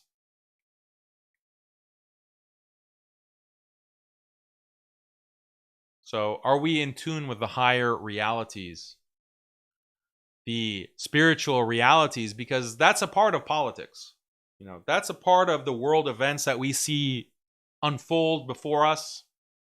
The Palestinians, the plight of the Palestinians is a test for all of the believers, for the entire ummah. Are we going to pass that test? And it has to do with our ability to separate ourselves from the dunya and to recognize that everything is in the control of Allah. Allah is the one who gives, and He is the one who takes away. It's not coincidence that the poorest, the seemingly weakest are the ones who are having the most impact. It's not a coincidence. This is a proof, the truth of what the Messenger sallallahu alaihi wasallam has brought, and the statements of the Messenger sallallahu alaihi wasallam, and the proof of the secrets of the awliya, the ones who are truly close to Allah, because why? They have purified themselves from attachment to the dunya. So, continuing, Yemen.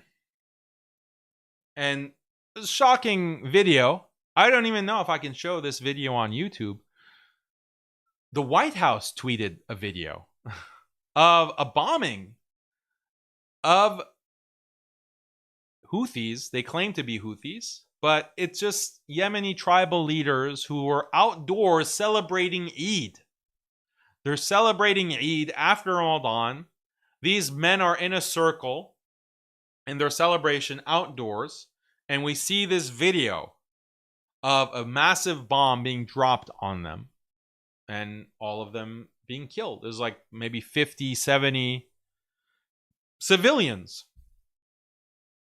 And Donald Trump is tweeting it and saying, look at, they think that they can fight against us. This is what we're going to do to them. This is a war crime. This is a war crime, an attack on civilians, indiscriminate bombing of civilians. They had no weapons. They weren't at a base. They weren't at some kind of military base. They weren't at, they weren't standing next to a bunch of weapons or military equipment. They're just standing celebrating Eid, and they're just wiped out by a drone or by some kind of strike. And in the past, if you remember, WikiLeaks. There was WikiLeaks. There was Bradley Manning, who was a soldier in the U.S. Army, who leaked to WikiLeaks a lot of video footage of American soldiers gunning down Iraqi civilians in the invasion of Iraq between 2003 and I believe it was 2008, the time period of these videos. And that this was a shock to the public. And the United States government wanted to repress this video footage because they thought if this video footage comes out, the whole world will turn against us, and the whole world will be radicalized against us because we lose all our moral authority. We, as the Americans, want to present ourselves as the heroes of the world. We are protecting the entire globe and establishing freedom and democracy and equality. All of these beautiful liberal values. The American way, we are spreading that and enforcing that. We have the moral authority. But if this material is released, these videos of us gunning down literally with machine guns and Apache helicopters, just Iraqis, women and children and men who are not carrying weapons, they're just walking in the street, and we're literally gunning them down indiscriminately for no reason, just for fun, then it'll be exposed that we're actually the great Satan. We're actually devils who are terrorizing the entire globe. That will be revealed.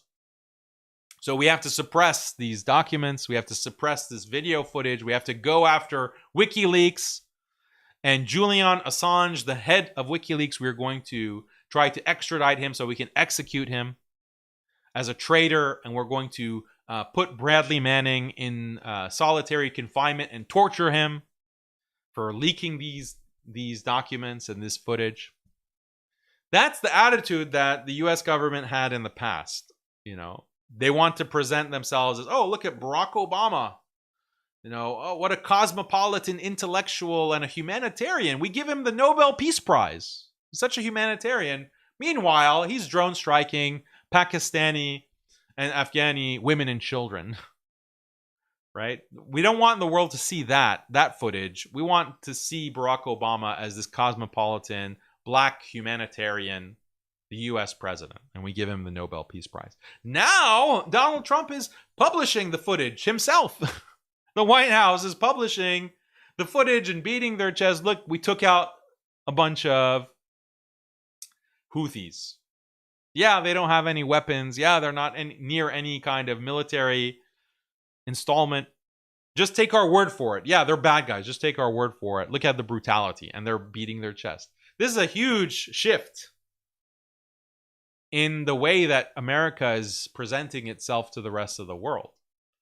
It's just sheer, the mask has dropped, basically. The facade has dropped. We don't have time or patience to pretend to be humanitarians anymore. We don't have the time or patience to present ourselves as a soft power. No, everything is a hard power. We are going to literally wipe you out if you disagree with us. And this is in line with Trump's approach to foreign policy, just being very direct, very harsh, openly saying, yeah, we're going to ethnically cleanse Gaza. We're going to take out all the Palestinians. They need to get out, and they better get out. Otherwise, we're going to force them. We're going to have boots on the ground. We're going to turn the Gaza Strip into the Riviera of the Mediterranean, the Riviera of the Middle East. Like, it's a very different approach that Trump is taking, and it's shocking. But the way that I understand it is that these are signs of a dying empire. Like, when you are at the peak of your power and your power is really unchallenged, you can pretend to be benevolent. You can pretend to be everyone's friend. You can pretend to be, yeah, we're the good guys. But when things are getting rough, your economy is facing a downturn. You have opposition from other countries like China and Russia who are really challenging your power. Then you don't have time for the pomp, and you don't have time for the facade, and you just lay it bare. Yeah, okay, fine. Let's fight. Let's have the conflict straight up. Forget about any cordiality. Let's get straight to it. Let's get straight to the brass tacks. So those are signs of a dying empire, and Trump represents that. So this is Yemen. What is happening in Syria? And this is something that I've covered in previous Haqiqat shows, and I've been skeptical of the new government there. You have Mohammed Jolani, who his actual name is Ahmed Sharra. Ahmed Sharra, I've been skeptical. I've been very open about what is really his plan for Syria. And is Syria going to be Jordan 2.0? Is Syria going to normalize with Israel and make a deal with the United States? And if so, then we shouldn't support this. We shouldn't be happy. We're happy that Bashar al-Assad is taken out. We're happy about that. We're happy about him hopefully at some point being brought to justice. But that doesn't mean that we are blind followers of Jolani. We have to see what are his plans. Because unfortunately, the track record is with these revolutions that oftentimes the replacement is worse than the original regime. That's been the pattern. Whether we look at Egypt, whether we look at Libya, whether we look at other Middle Eastern countries. So, what is Shura actually about? That's a question mark. So far, there have been some positive signs, and I have no hesitation in saying that there are some positive signs, and the most positive sign is how the Western media has turned on him. Now, initially, there were a lot of positive coverage for Jolani. Jolani is a very open-minded, tolerant revolutionary who's going to bring Syria into an age of prosperity. This is the kind of coverage that the mainstream media, the Zionist-controlled mainstream media, was giving back in December and January. And now the opposite. Now Ahmed Shura, he has these terrorist ties. He is a fundamentalist. He is bad for the region. What caused the shift? Why is the honeymoon over with Jolani? What happened?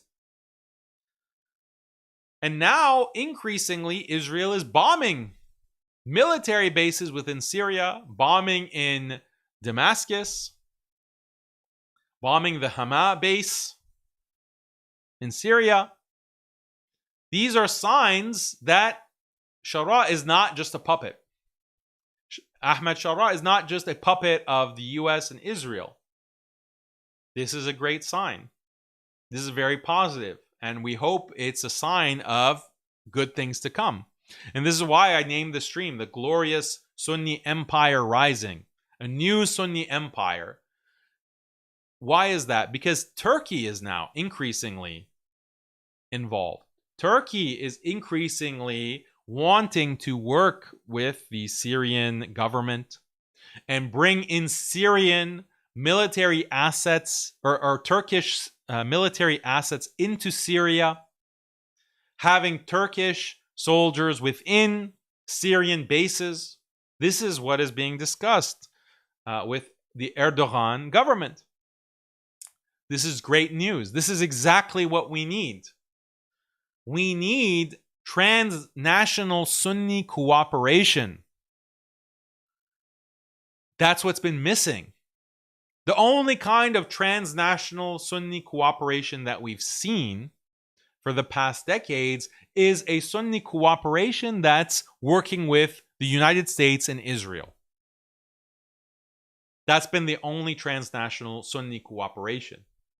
It's been a disaster. That's what the Abraham Accords are about, for example. Countries like Jordan, UAE, Bahrain, Saudi, etc. That's the kind of transnational cooperation. But where is the transnational Sunni cooperation that does not involve the United States and Israel?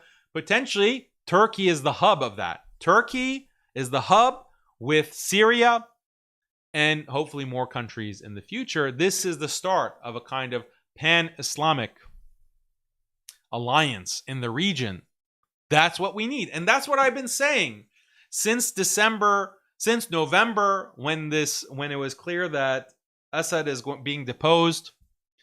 And I said the only future that Syria can have is a future if it allies with Turkey. If it brings Turkey in and forms a very strong military, diplomatic, economic alliance with Turkey and uses Turkey as its number one ally, not the United States, not Russia. That's what is necessary. That's what I've been saying since January, since December. And now there are indications that that's actually taking place. This is great news. This is wonderful news because it can form as a basis. Now, there has been a transnational Shia alliance with Iran and Hezbollah and the Houthis, for example, and the militias in Iraq. That's been a transnational Shia alliance. We need a transnational Sunni alliance. And ideally, a transnational Islamic alliance that includes all of these countries, that includes Iran, that includes Lebanon, that includes Yemen. That's what we need. And that's what Islam actually calls for, pan-Islamism. So this is good news, and it's very bad news for Israel. So let me show you some of the news headlines.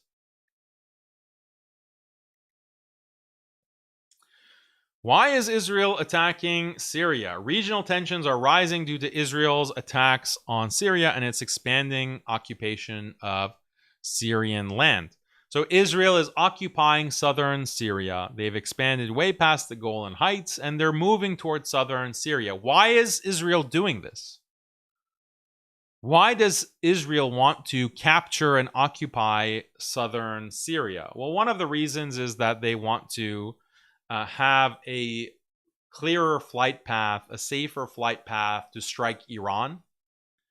That's one of the big reasons that they want to occupy southern Syria. Another big reason is that they want to prevent Syria becoming a launching ground for attacks against Israel. That's another claimed reason. But ultimately, the real reason that they're occupying is because they want the land. They want to occupy Syria, and they want to ethnically cleanse Syria. That's why they are militarily occupying it. Same thing with southern Lebanon. After agreeing to ceasefire with Hezbollah, they were supposed to leave. The Israeli forces were supposed to retreat out of southern Syria. They violated that aspect of the ceasefire agreement, and they maintained their occupation, military occupation of southern Lebanon. So that's two countries. Why is Israel doing this? What is the bigger plan? And that's what you have to understand in order to understand everything that Israel is doing in these countries and everything that the US is doing with Donald Trump. Israel's mindset is that it's do or die. We will not get another opportunity to expand our territory than right now. Right now is the opportunity that we have to be as aggressive as possible and take as much land as possible while neutralizing all our enemies.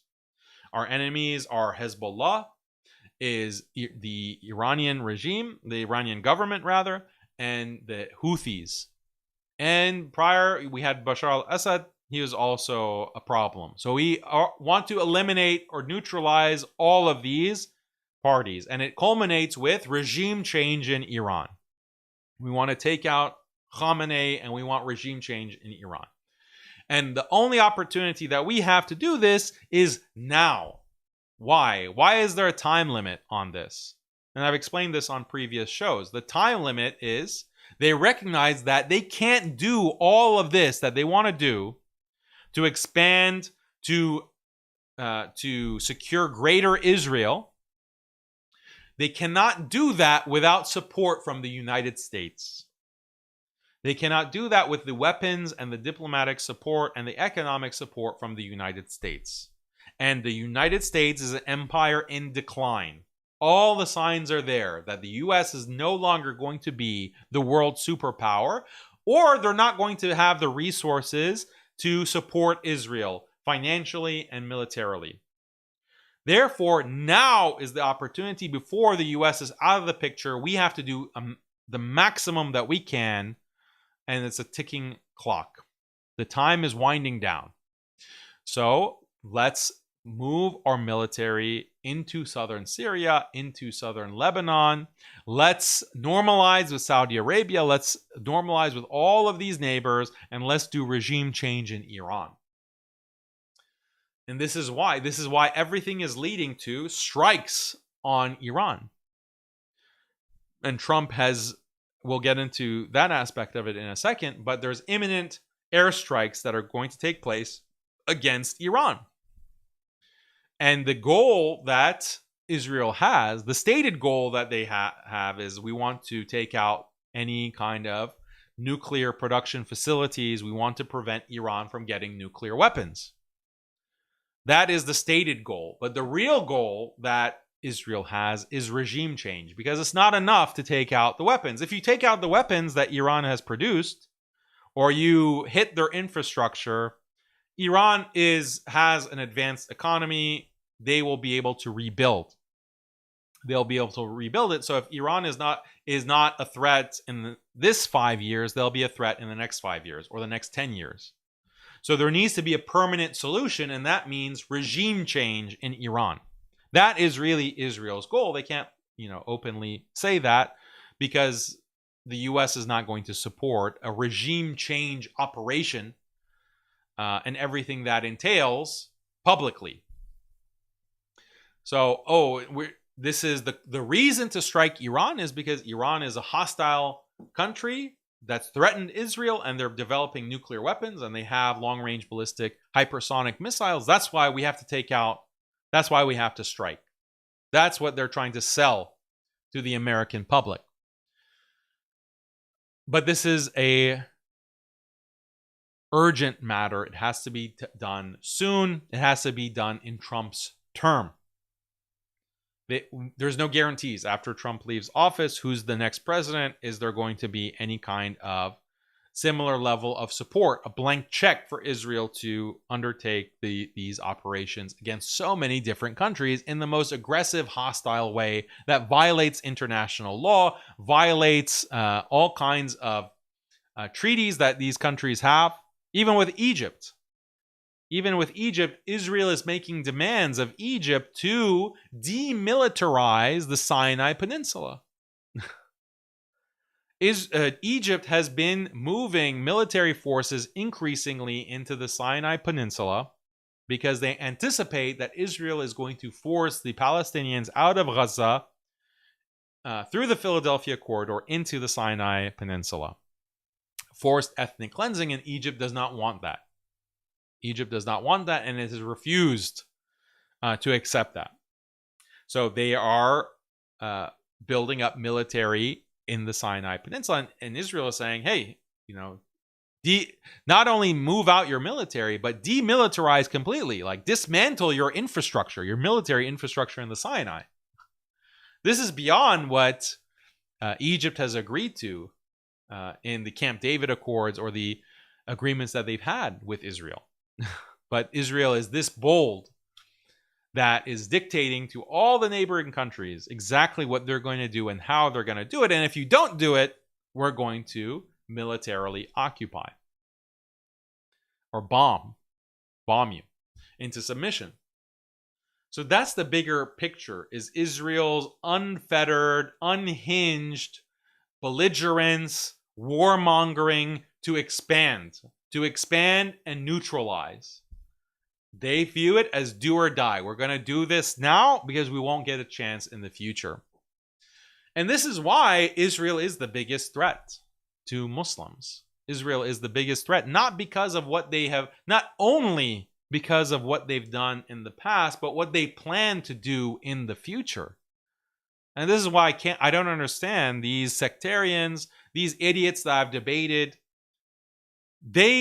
What Israel has done in the past is bad enough, but I have bad news for you. What they're planning to do in the future is much, much worse. You think what they're doing in Gaza is going to be limited to just the Palestinians? This is what they want to do to Muslims in the Middle East as a whole. They want to wipe out Muslims as a whole in the Middle East and take as much land as possible. This is why they're also encroaching on the West Bank. They also want to depopulate the West Bank of Palestinians. And every day they are moving in more military resources in order to do this. They're lionizing the settlers within the West Bank, the Israeli settlers, to be more aggressive in terrorizing the Palestinians. And this is escalation after escalation after escalation. And the pretext that they have, that Israel always uses, is that we're just protecting ourselves. These Muslims are violent. These Muslims are terrorists. These Muslims want to wipe us off the face of the earth. Every accusation is a confession. That is the pretext that they use to occupy, to bomb, to militarily invade the West Bank, and then southern Syria, southern Lebanon, the Sinai eventually.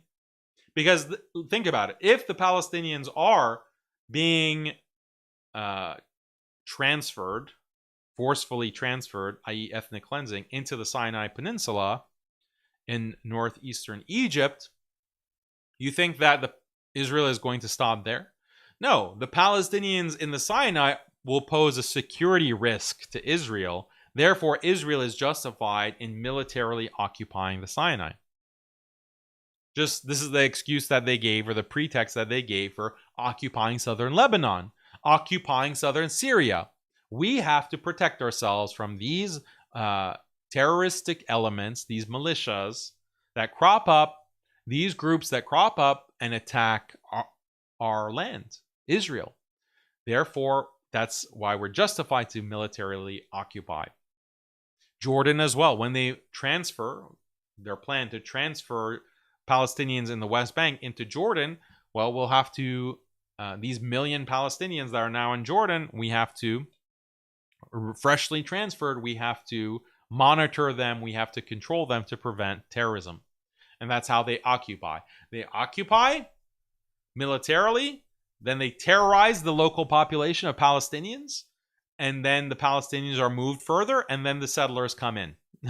And the settlers come in, and all of this is backed by the United States.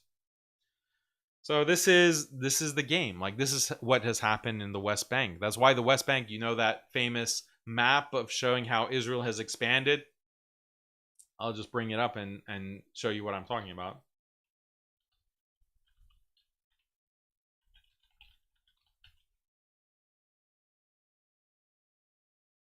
You guys know this famous image.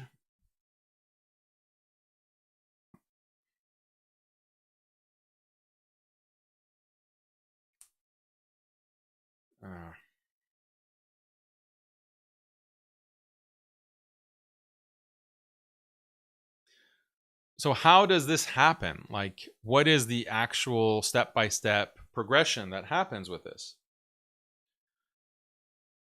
It's military moving in, the IDF moving in and saying, look, there's terrorists here. The Palestinians are launching rockets, or they are planning terrorist attacks against our people, so we have to occupy. We have to control the roads. We have to set up checkpoints. We have to break up the territories to prevent mobilization of these terrorist elements like Hamas. And then they establish those checkpoints. They take control of those roads. They take control of the infrastructure. And then when they do that, then it's safe for the settlers to come in and start building. The settlers come in, the construction projects come in, the bulldozers come in to clear the Palestinian homes, to clear the Palestinian structures, and make it ready for the Israeli settlers to construct their buildings and their infrastructure. And that's how you get piece by piece. This is the year 2000. Now it's much worse on the far right side. Now it's much worse. Most of the land is being controlled by Israel, by the IDF. An illegal military occupation, because according to international law, this is not allowed. These are Palestinian territories. Israel has no right to have a military presence or military control of the infrastructure or the roads. But you think Israel cares about international law? They justify and say, well, we have to protect ourselves. We have to protect ourselves. So that same logic is going to be applied to the rest of the Middle East. To the rest of the Middle East, including Syria, Lebanon, the Sinai, Jordan, Iraq. And then what does that mean for the rest of the countries that are surrounding? They either have to normalize with Israel, like the UAE has done, like Bahrain has done, like Morocco has done, or we're going to do regime change until we get a regime, a government that will accept our rule. will accept to be normalized with us, and we control. Saudi, Iran needs regime change, so that has to be done. Yeah, so this is the plan. So why is Israel attacking Syria? It's because Syria is turning out to be a problem. What Israel wants is for Syria to be a failed state. What Israel wants is for Syria to be plagued by constant civil war and destruction. Ahmed Shara is going against all this. He's making deals with the Kurds.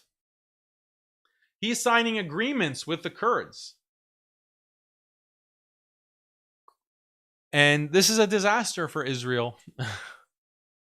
The Kurds are the number one faction within Syria that can cause trouble for a Sunni government. But now you have an alliance, you have an agreement that's been signed. This is a problem. This is preventing the Balkanization of Syria, the divide and conquer of Syria. This is one of the first things that when I saw coming from Ahmed Shara, I said, okay, this is really positive. This is really positive. And it also creates a situation where Turkey, Erdogan, can get involved, because the main problem for Erdogan, or the main problem for Turkey, is Kurdish separatists who are militarily causing problems for southern Turkey. And Erdogan needs to find a solution to this with the Kurds. If Syria is able to ally with the Kurds, the new Syrian government can ally with the Kurds, then that can broker a larger deal for the treatment of Kurds and giving Kurdish rights within Turkey itself. That's great news for a glorious Sunni empire, the seeds of a glorious Sunni empire. Turkey as a whole, with the Kurds, with the Arab Syrians. This is the start of a great alliance. And there's people who hates this. Israel hates this. Israel hates for Syria to become a strong, stable country with the backing of a strong Sunni state with Erdogan at the helm. This is a disaster. This is bad news. So they're bombing. Israel accuses Turkey of trying to turn Syria into a protectorate. The defense minister of Israel Katz, is saying that this is unacceptable. We are not going to accept Turkish influence in Syria. We are not going to accept Turkish military within Syria. And that's why they're bombing the military bases within Syria, as was reported by Al Jazeera and many other outlets. According to the Syrian Ministry of Foreign Affairs, the Israeli raids on April 2nd nearly destroyed the Hama airbase and injured dozens. Israel also hit the T4 airbase near Palmyra in central Syria, one of the country's most strategic and largest airfields. There are roads connecting T4 to Damascus and Homs, giving it a logistical advantage as well. According to reports, Turkey is interested in staging defense systems and aircraft in the base. So Turkey is planning to send military equipment and forces into these bases. What does Israel do? Preemptively strikes them. Preventively tries to destroy them. What does that tell you? What it tells me is that I can trust Ahmed Shara more. I can trust Jolani more. If he were a stooge, if he were this puppet of Israel, then Israel wouldn't be engaging in these strikes, because Shara would prevent any kind of anti-Israel activity, military activity, if he were a puppet. But he's inviting Turkey to come. This is a point in his favor. So, facing a government crackdown on dissent, Turkey protesters put aside their differences. So, this is another big thing that happened in Ramadan. A big protest movement in Turkey. Wow, what a coincidence. What a coincidence that as soon as Israel is dissatisfied with Turkey and wants Turkey to back off of Syria, suddenly there are thousands of protesters spilling into the streets of Istanbul trying to depose Erdogan. So this is the claim, is that Erdogan, what happened was that Erdogan arrested one of the most prominent popular opposition leaders, Imamoglu. Imamoglu was a mayor, is a mayor, and he was being charged with corruption by Erdogan, and he was arrested. And what Imamoglu represents is the secular Turks, the Kemalist secular Turks who are not happy with Erdogan. Obviously, they want to overthrow his party. And they are also not happy with the alliance, potential alliance, and potential increase in Kurdish rights for the Kurds. Why is that? Because they are nationalists. Kemalists are Turkish nationalists. It's a race-based ethnic national identity of Turks. And that is threatened by normalization with the Kurds, increased normalization with Kurdish groups, Kurdish parties, and they don't want that. Whereas when it comes to Islamism, Islamism is supported by multi-ethnicities, multinationalities, transnational alliances across ethnicities, across sects. That's something that Islamism is helped by, because it's favoring an Islamic identity, a pan-Islamic identity. But secular nationalism, Kemalism, doesn't want that. Kemalism wants, no, we are a Turkish nation. We have our own identity. We want to be a part of NATO, and we want to be, Turkey is a part of NATO, but we want to expand this kind of cosmopolitanism that goes beyond just being Muslim. We don't want to be Muslim. We want to be Turks, part of an international community with the West. That's our priority. So Erdogan has threatened that, obviously. And you can criticize Erdogan for different things, but ultimately, he's a huge positive for the Muslim world. He's one of the most effective leaders of the Muslim world in pushing Islamism and supporting Islamism. And we talked about this in previous Haqiqat shows. So this is great news that there's going to be a potential alliance with Kurds and a potential alliance with Syria. And this is exactly what's needed for transnational Sunnism. We haven't had anything like this for decades.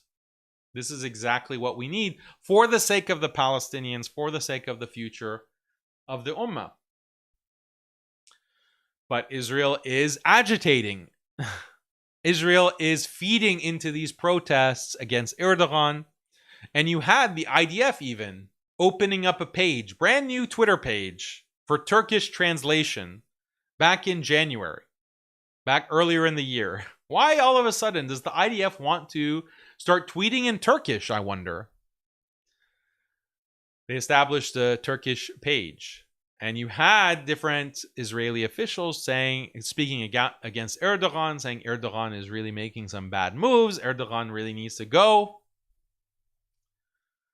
This is what is threatening them. So let me stop here for some super chats and get your commentary related to Yemen or Turkey.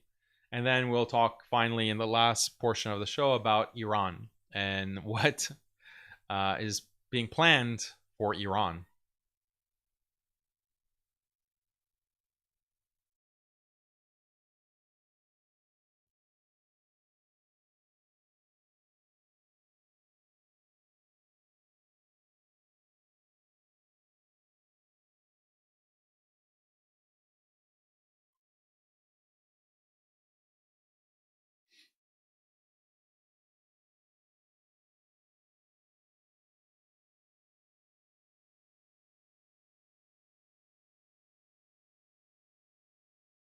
I was recently having a convo with a Medkhali and asked, should we allow the genocide to continue in silence? The answer was yes, because Israel is a much stronger force. How shamefully disgusting. Yeah, when you push the Medkhalis, they will eventually say, even their scholars will say that, yeah, you are not allowed in Islam to criticize Muslim rulers, but you're also not allowed to criticize non-Muslim rulers. You think about that. And they say this is a matter of aqidah. So if you criticize a non-Muslim ruler like Israel, like Netanyahu, you're a deviant. That's the Medkhali belief. And they have to extend it to non-Muslim rulers because they want to ally with these non-Muslim rulers, specifically Israel and the United States, at the expense of the Palestinians.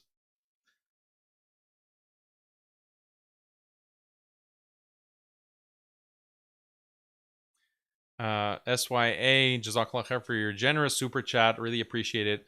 Says, not a surprise, the Palestinian, Yemeni, and Afghani patients are usually poor. They're calm, even with hard diagnoses like cancer, while the veterans are suicidal and are all on psych meds. That's an interesting observation. When you get bad news that you have some kind of terminal disease like cancer, how do you react to that?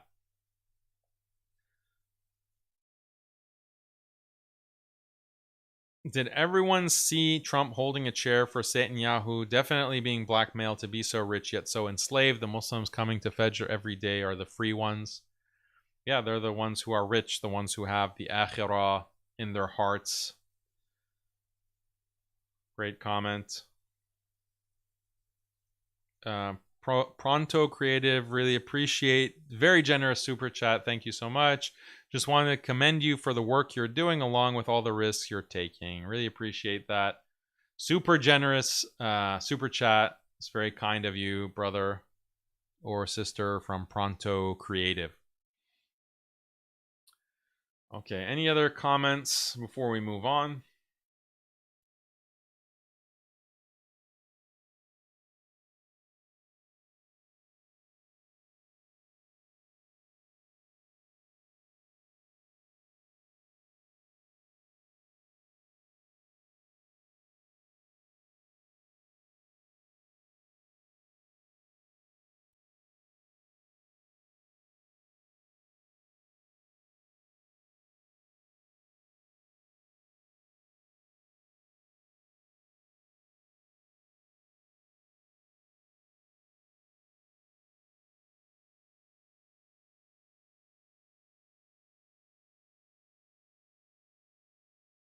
Van Gote says, from Germany, Assalamu alaikum, wa alaikum assalam. When I first became Muslim, I was naive and fell into extreme Salafi and Wahhabi ideology. Alhamdulillah, may Allah bless you for helping me leave that.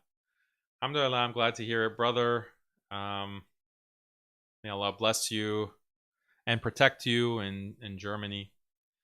Really glad to hear that that I've been able to help you with your understanding.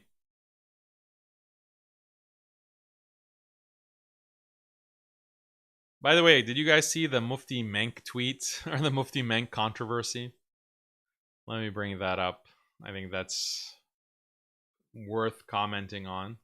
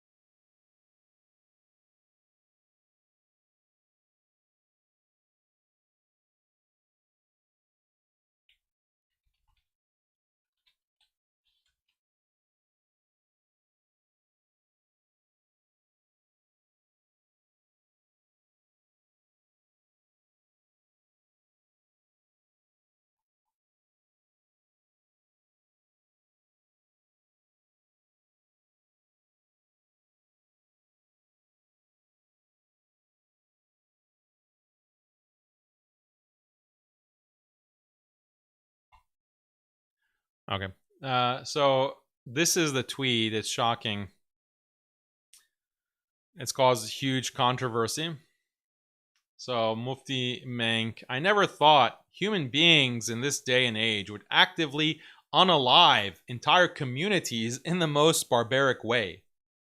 Unalive. With the whole world watching, unable to do a thing about it. The extent of brutality is way beyond imagination. All this only to steal strategically located land? If peace is what you really want, then this will only ever make matters worse. Enough is enough. So he's being roasted in the replies for this tweet, and the tweet has gone viral because he can't name Israel. You can't say Israel. You can't criticize Israel by name.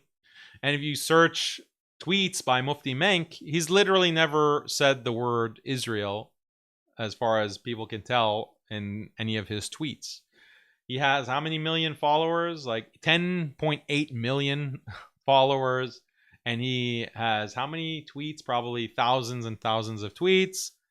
Can't say one thing about Israel and uses words like unalive. Like you can't say killed, slaughtered, massacred, bombed. No, you have to say unalived. Strategically located land. Like you can't say Palestine. Is peace? If peace is what you really want, like... Are we at that level of naivete? Like, oh, I thought Israel wanted peace.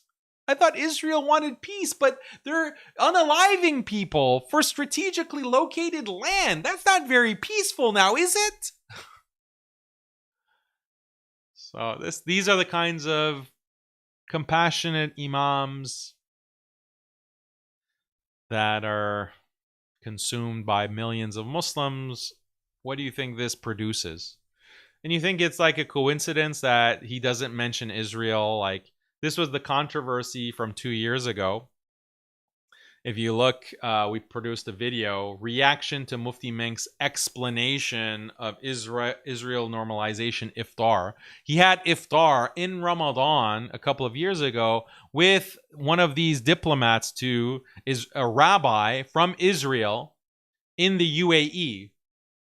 Mufti Menk is going to the UAE and he's having iftar with this Israeli rabbi, who's one of the official rabbis. And here you can see smiling, shaking hands. So, I wonder why can't Mufti Menk say Israel in a tweet? He has to leave the name Israel out and he has to say unaliving for strategically located land. So these are the type of compassionate imams that the Ummah has promoted, has celebrated with all kinds of wealth, money, status, prestige, fame. These are the leaders that have been chosen. Why? It's because Islam has been turned into just a series of inspiring stories. That's what Islam is. Islam is just a series of inspiring stories from the seerah to make you feel fuzzy and good inside. That's what Islam is. And so if that is what Islam is, then who are really the leaders of the Muslims, the leaders of Islam, the vanguards? Well, it's the people who can tell the best stories, the stories that can make you smile, and the stories that can make you laugh and feel good. That's what Islam is. So whoever can do the most of that, that's the lead. Those are the ulama. Those are the ulama. Even though he might not know the first thing about any Islamic subject, he can tell a really good story. And it makes me laugh. It makes me smile. It makes me cry. It makes me cry for, I get all the feels from Mufti Menk. Okay, if this is the person that you've propped up, don't be surprised when he's shaking hands with an Israeli rabbi. Don't be surprised when he refuses to say the word massacre, slaughter, genocide, ethnic cleansing. Don't be surprised when he can't even say the word Israel. Don't be surprised. This is who you've propped up. This is who you've propped up. This is who you deserve, frankly. So yeah, you get the leaders that you deserve. You made Islam into just your personal feelings, your personal ego, your whims and desires. You want Islam to just constantly be patting you on the back and telling you, you're amazing, you're beautiful, you're smart, you're good with God. God is your best friend. Allah is your best friend. He loves you no matter what. This is the religion that you have deemed to be acceptable to you based on your whims and desires. And these are the people that are speaking to stroke your ego, to stroke those whims and desires. And you've propped them up. You've given them all kinds of wealth, influence, and fame. Then don't complain. Don't complain when this is how they behave.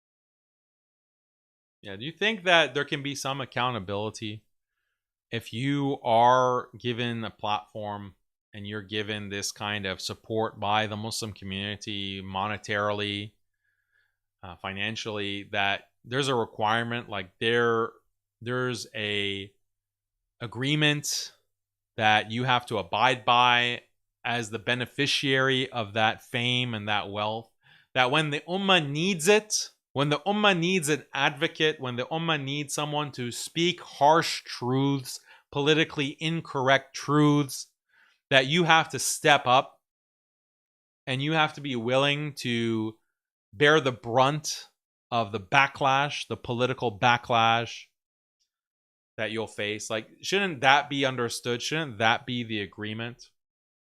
Whether it's, feminism, whether it's liberalism, secularism, LGBT, COVID restrictions, shutting down the masajid, shutting down Hajj and Umrah, and shutting down Islam basically for a couple of years because of COVID. Like, isn't that the time that you, as the famous speaker, have to earn your keep? You have to really earn all that fame and wealth that you've been gifted by the ummah. Now is the time for you to stick out your neck and to show that you're worth something. But no, they just hide. They just hide. They want the fame and they want the wealth, and they don't want to ever say something that goes against the grain. They don't want to ever say something that goes against the dominant political narrative. And if they do say anything seemingly controversial, they make sure it's couched within acceptable political discourse. So it's politically acceptable to talk about Zionism, for example. You have many who are criticizing Zionism, who are criticizing Israel, but you won't ever say, well, this is a problem with Judaism overall. This is a problem with the religion. This is a problem with their culture and their Jewish identity. You won't ever say that, because that's politically incorrect. That's anti-Semitic. You won't actually identify the problem. Even though others are doing it, others do it. It's not like you're going to be put into prison if you do it. But you won't take it that far. That's risky. It's risky. That's the thing. You're never going to take any risks. So then why you don't deserve to have all of these resources that are being poured upon you. So that's Mufti Menk. I've criticized him for many years, and I've been attacked for criticizing him. How can you criticize Mufti Menk? How can you criticize him? Mufti Menk has never said anything problematic. Yeah, you get the leaders that you deserve. So, moving on. Another aspect of what's happening since our previous Haqiqat show is that the United States is facing an economic downturn. Trump has instituted these tariffs on other countries trading with the United States. These tariffs are going to increase costs for these other countries. It's going to increase costs for American companies that outsource their production because when they want to sell to the American people, they have to also pay these tariffs. They also have to pay for reactionary tariffs, retaliatory tariffs. Other countries, in response to Trump implementing these tariffs, are also increasing tariffs against the United States. So this is a big cost for all of these industries. And it's not clear how that is going to affect the consumer, the normal person who is buying these products. But as far as the stock market, it's taken a huge plunge. Trillions of dollars have been wiped out because of this dip in the stock market, 4% dip in the United States. Is this the beginning of a recession? And this is very important for the Muslim world. It's important for the entire globe, because if the United States is experiencing a recession and the situation will get worse, if that's the case, then there will be fewer resources that the U.S. can designate to Israel to continue its expansionary project. The U.S. is going to be in a much more difficult position to justify giving extra resources to Israel. It's going to be politically that much more unpopular if the U.S. population is suffering from a recession. That's what we are hoping for. That's what we're hoping for, that the U.S. will have to look inwards. The U.S. will have to look within its own problems economically and socially, the social problems that come with an economic recession, and stop being the daddy for Israel, stop giving money and resources to Israel for Israel to bomb Muslims, and then also the U.S. military scaling back. The U.S. control, stranglehold on the rest of the world, scaling back. This is very crucial, very important. Will there be an economic recession? If there's an economic crash, then it's less likely that the U.S. will strike Iran. And that's what Israel has been pushing for decades now, for regime change in Iran, because Iran is the one country that they haven't been able to infiltrate and control in the Middle East. Iran is the one country that has advanced military infrastructure, advanced weapons, and they're hostile to Israel. That's the one enemy that Israel has to neutralize, and they can't do it alone. They need the United States. And Trump is the president. The only reason that Trump is president, arguably, is because he is willing to do Israel's bidding in a way that even Joe Biden and Kamala Harris were not willing to do. Trump is going to write the blank check for Israel. That's why they were able to install him as president. And that's what's on the agenda. Imminent strikes against Iran's military facilities, their nuclear facilities. And it seems like there's some hesitation within the Trump administration. Trump has been offering a diplomatic deal to Iran. Let's sign a nuclear deal so that we won't escalate to bombing. This is the threat that Trump has made to Iran, and Iran has rejected this. Iran has said that we're not going to accept any deals with the United States anymore. We're not going to negotiate. Why? Because the U.S. already tore up the nuclear deal that we had signed with Barack Obama.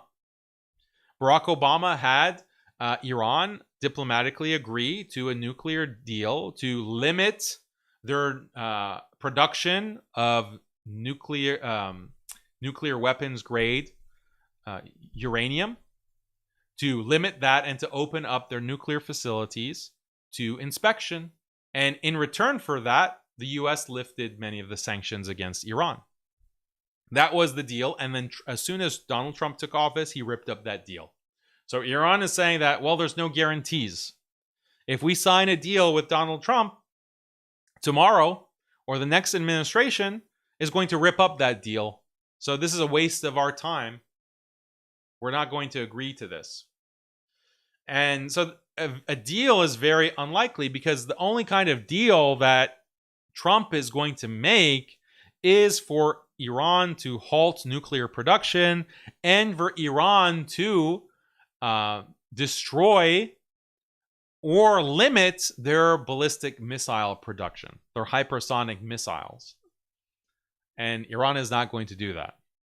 Iran is going to refuse those kinds of terms. So a deal, as far as I can tell, is impossible, because neither side is going to agree. The Trump administration and the Zionists in the Trump administration are not going to accept a deal where Iran gets to keep its hypersonic missile program, because that's the program that directly threatens Israel, as we saw with True Promise 2, the strikes, that those hypersonic missiles can penetrate Israelis' air defense.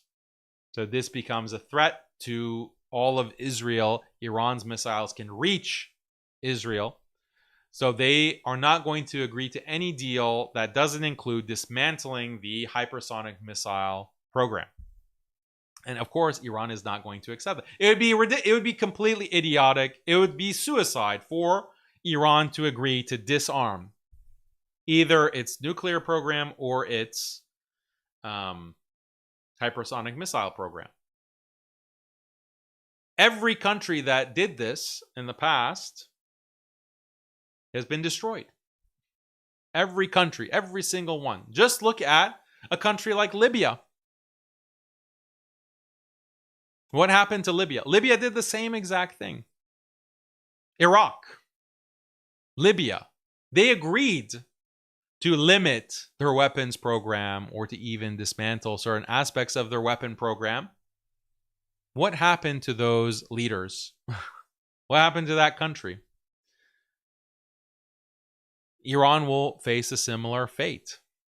If Iran agrees, okay, fine, lift the sanctions so we get some economic relief, and in return we're going to limit or dismantle our weapons production,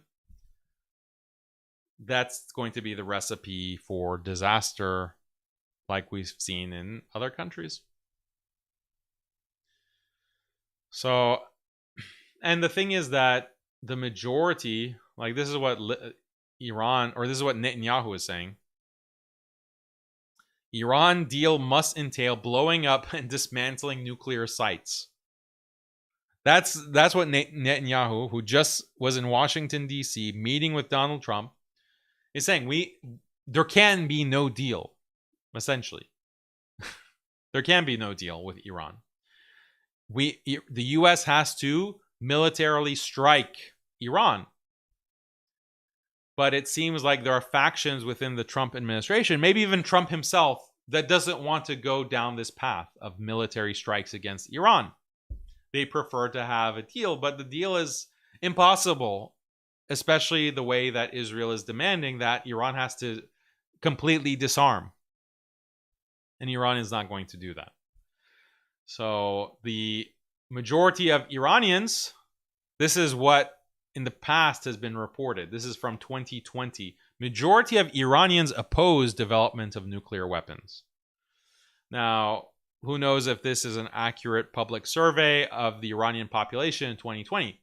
But more recent surveys show that the majority of Iranians now favor possessing nuclear weapons. And the Iranian government is aware of this, that they have popular support for the development of nuclear weapons.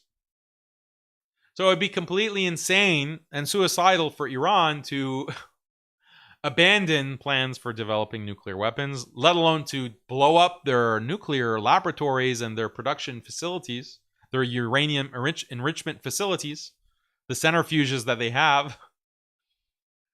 So this kind of deal is never going to happen, and that means that strikes against Iran are inevitable. That's what we're waiting for. And what has been reported is that there is an air base in the Indian Ocean, the Diego Garcia Air Base, and the U.S. has moved at least 7 of their B-2 bombers into this airbase, Diego Garcia. Now, do you know what a B-2 bomber is?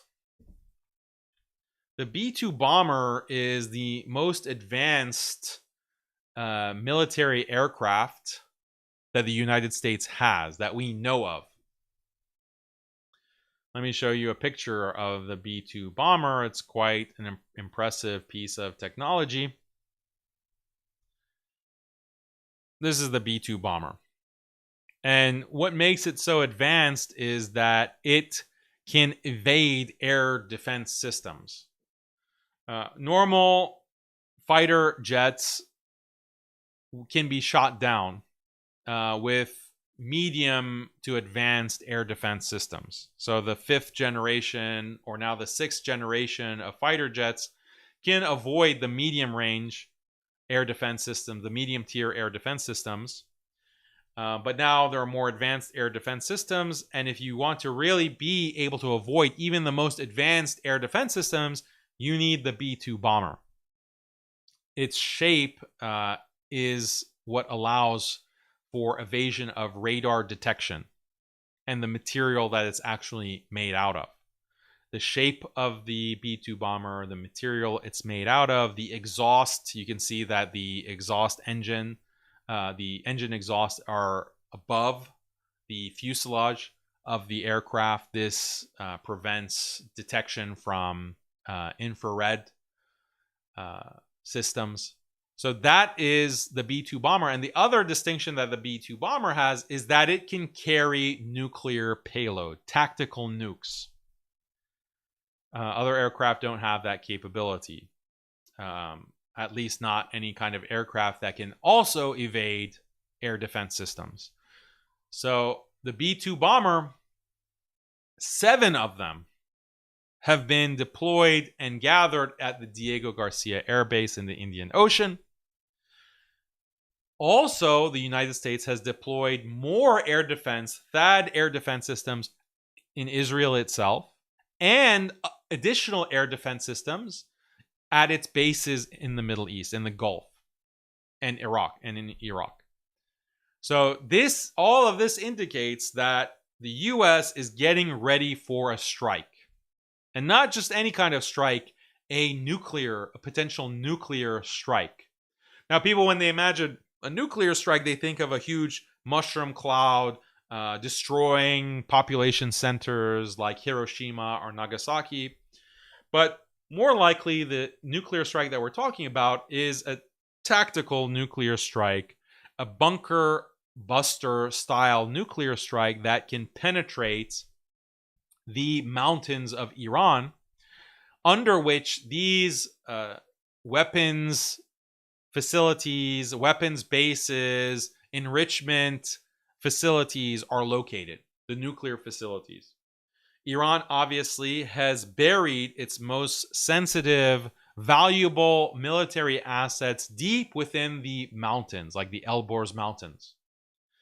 And Israel has a lot of, it doesn't have the capability, actually, to strike and to hit these targets. They don't have the ability to do that. They need the United States. They need the B-2 bomber. Israel doesn't have the B-2 bomber. So it seems like these tactical nuclear weapons will be used to penetrate the mountain, 100 foot of solid rock, to reach 100 feet, 200 feet, to actually cause damage to these facilities in Iran. And the B-2 bomber is the kind of technology that is required to do that. So is this actually going to happen, or is Trump bluffing? Is Trump trying to, because he does these bluffs, is Trump trying to scare Iran Oh, look, I'm moving all the pieces into place for an imminent strike, so you better come to the table and negotiate. Is it just a bluff? Or is this going to happen no matter what, because Netanyahu and Israel wants this? They want to eliminate Iran's capabilities. The problem is that it's not going to be enough to just take out the weapons infrastructure of Iran. They want regime change. So what Israel is planning is escalation. They know that if the US strikes Iran, Iran is going to retaliate severely. Iran is going to retaliate how? By striking the US bases within Iraq and the Gulf countries. Iran is going to strike the oil production facilities in the Gulf.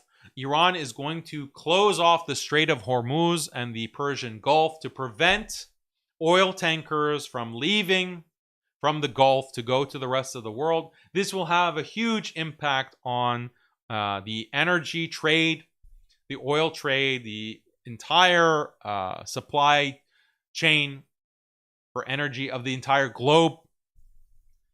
This will spell economic disaster for Europe, for the world, for America.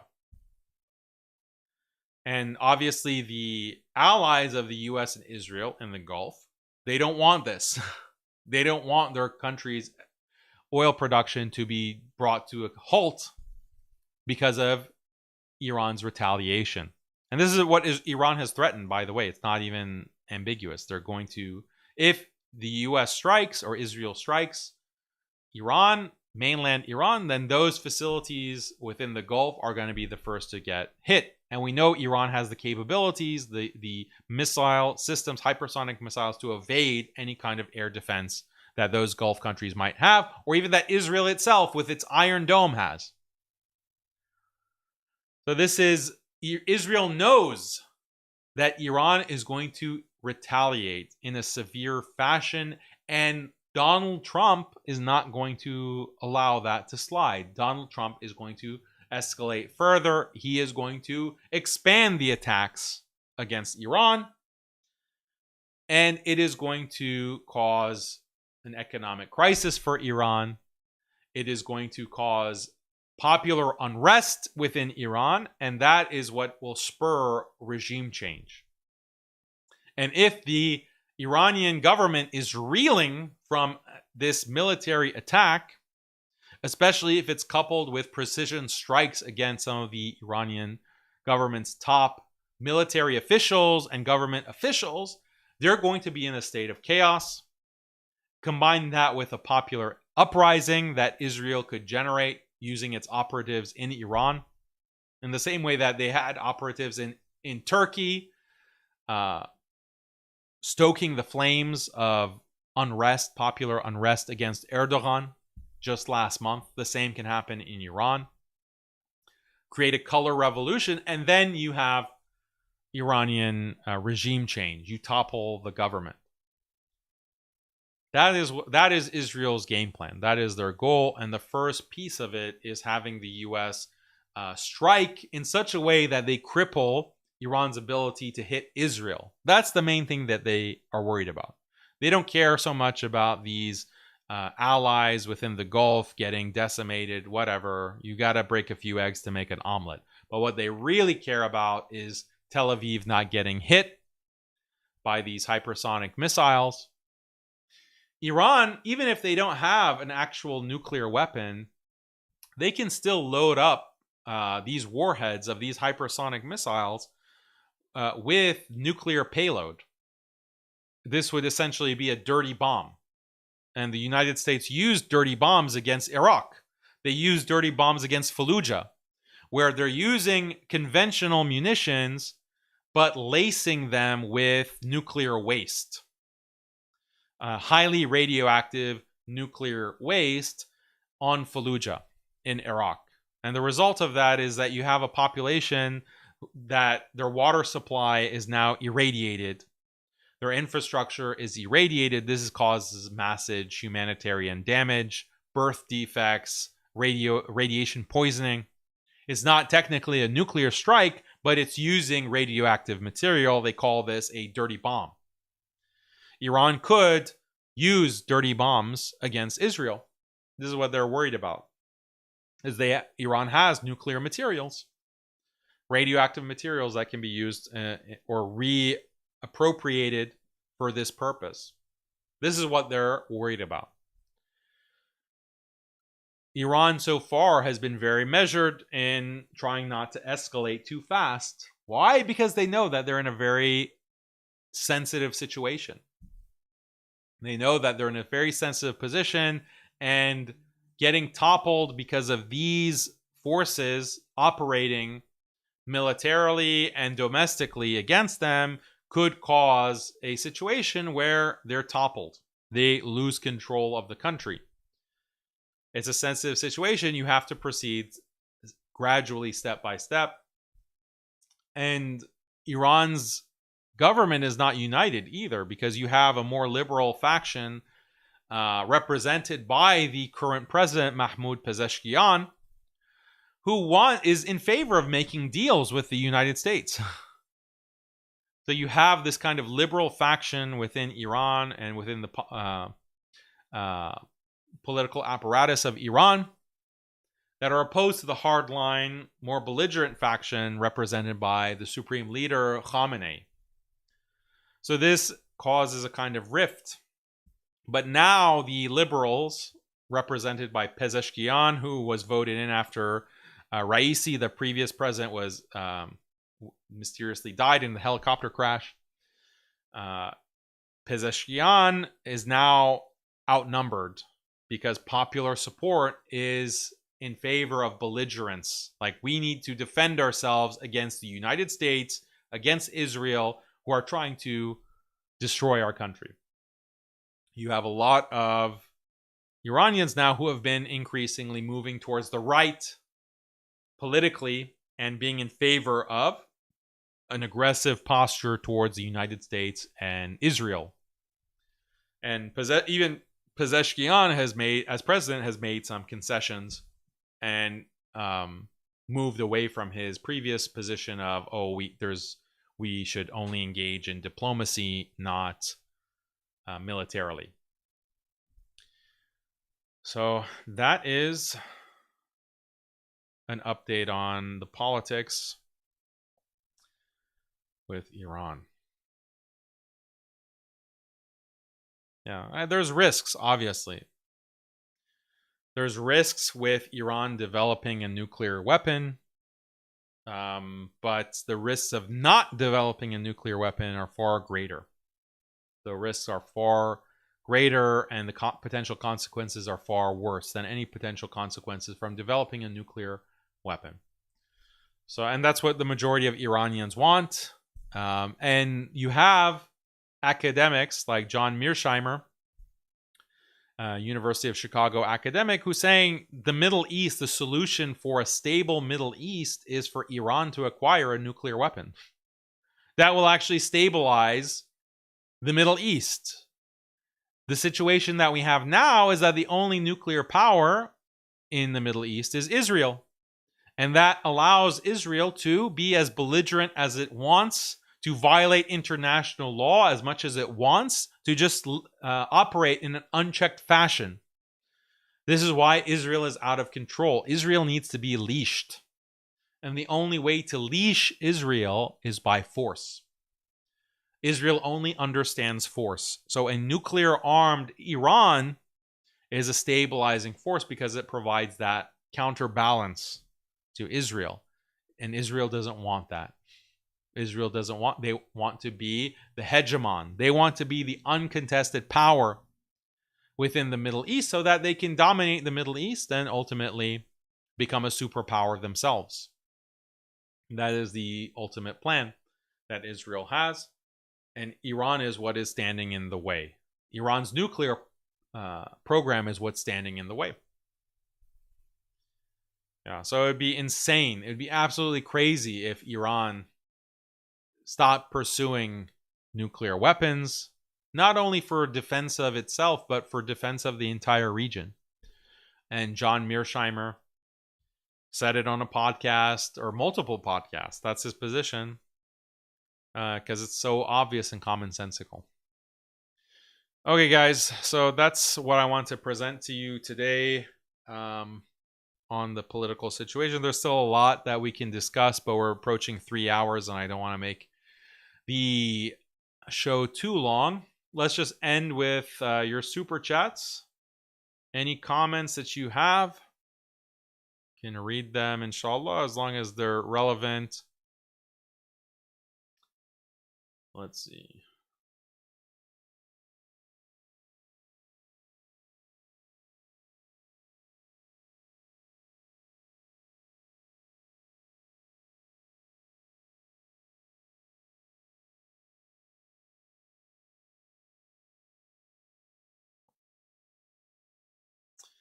Palestina Viva, appreciate your super chat. What can you expect from Mufti, quote unquote, Menk? He said if his wife said to quack like a duck, he would. Yeah, that viral clip. Yeah, there's not much that you can expect from compassionate imams. Like they're good for telling stories to women. That should be their official role. Like, don't call yourself mufti, don't call yourself sheikh, don't call yourself imam. Call yourself professional storyteller for women to make women feel good about themselves. Like that's your role in the ummah. It's a very destructive role, actually. Let's see. SYA, appreciate your super chat, brother. Israeli Zios want worldwide control. Obvious that the Jewish Messiah is Dajjal. Hebrew year 6000 coming in a few decades. Yeah, it's about establishing the third temple. And in order to establish the third temple, you have to bulldoze Masjid al-Aqsa. And in order to bulldoze Masjid al-Aqsa, to build the third temple, you have to neutralize all the potential backlash from the Muslim world. In order to neutralize the potential backlash against the Muslim world, you have to control all of the surrounding Muslim countries. And in order to control the surrounding Muslim countries, you take different tactics. Sometimes you want to destabilize those countries by fomenting civil war, constant civil war between Shia and Sunni, between Kurds and Arabs and Persians, across sectarian lines, across ethnic lines. That is the Yunon plan. That is the Yunon plan, which you should know very well by now. That's one way. And the other way is just to have your operatives in these countries. Maybe you're blackmailing them, maybe you're threatening them, and you control these heads of state to do your bidding, to normalize with you. That's how you control your neighbors. So everything that we see is in service of that larger Zionist plan that comes from the Bible. It comes from the Hebrew Bible. It comes from the Talmud. Thank you, SYA, for this very generous super chat. You can't see.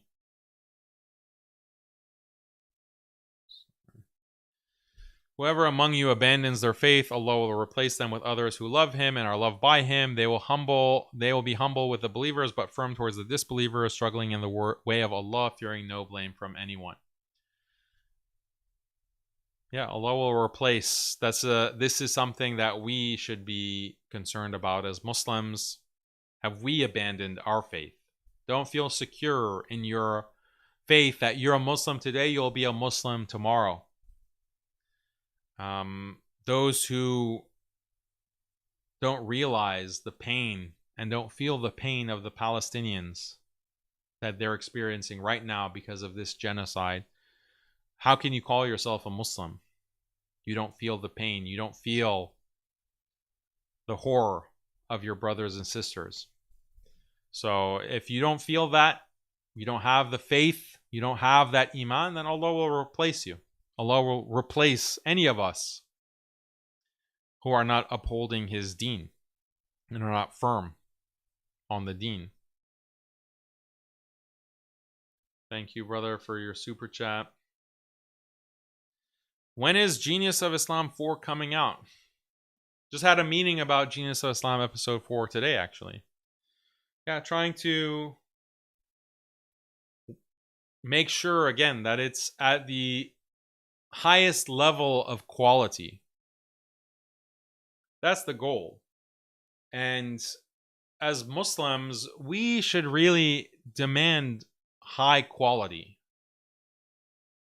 As consumers of Islamic media, we should demand high quality, not only in terms of the production value. Production value should be high quality, but also in terms of content, in terms of substance. Enough of the slop. Enough of the slop that's being shoveled by the Dawah Mafia, by these different organizations, the so-called Dawah organizations. Enough slop. Can we have a higher level of expectations of what is being produced? That's what I wonder. Like, is it really enough dawah? Okay, some people, they do dawah by pointing out, oh, did you know there's a contradiction in the Bible between this verse and that verse? Oh, see, the Bible has a contradiction. Christianity refuted. Or, oh, the Trinity, 3 in 1. How does this make sense? 1 plus 1 plus 1 equals 1? Okay, there's a place for that. There is a place for that. Great. That's great. But can we expect anything more? Can we actually expect anything that goes beyond these tropes or it's become so played out? The same arguments, like someone comes up and says, your prophet, sallallahu alaihi wasallam, married a 6-year-old or a 9-year-old. And the response is, oh, that's morally wrong? What's the basis for morality? Like, can we expect better arguments? Can we expect more instead of the same thing over and over and over again? Like, how many videos can you make with that same argument? And then people are just eating it up. People are just eating it up. Oh, this is the most amazing thing. The most amazing thing. Or having good time stories to make me feel warm and fuzzy inside about, oh, Islam is all about women's rights and Islam is about caring about women and giving women everything that they ever wanted. That's what Islam is about. My wife tells me to quack, I'll quack, Like, aren't you tired of this slop? How much of this slop can you be? So if you're wondering, the level of understanding of the Muslim community, it's based off of what content the Muslim community, the Ummah, is consuming. If they're consuming slop, then of course they're going to be a bunch of retards. Of course they're going to be a bunch of idiots. Where is the higher quality content? Where is the research? Where is research that is also presented in a way that's engaging, that's entertaining, that's high quality? So I try within my means to produce the best content possible, to reach a higher level or higher standard of quality in the content that we produce. But I have limited resources. So if I had millions of dollars, like some of these other organizations, then I can give you high production values, a high level of research, and I can deliver it very fast. I can put it out and publish it on a very consistent basis. Every week, every month, you get a new high quality production that wows you and amazes you and entertains you and educates you.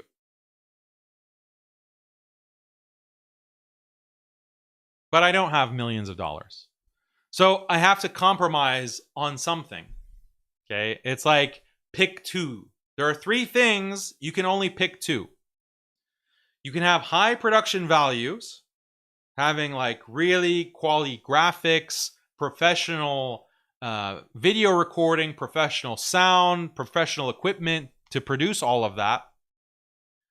That's high production value. Then you have to there's the research component.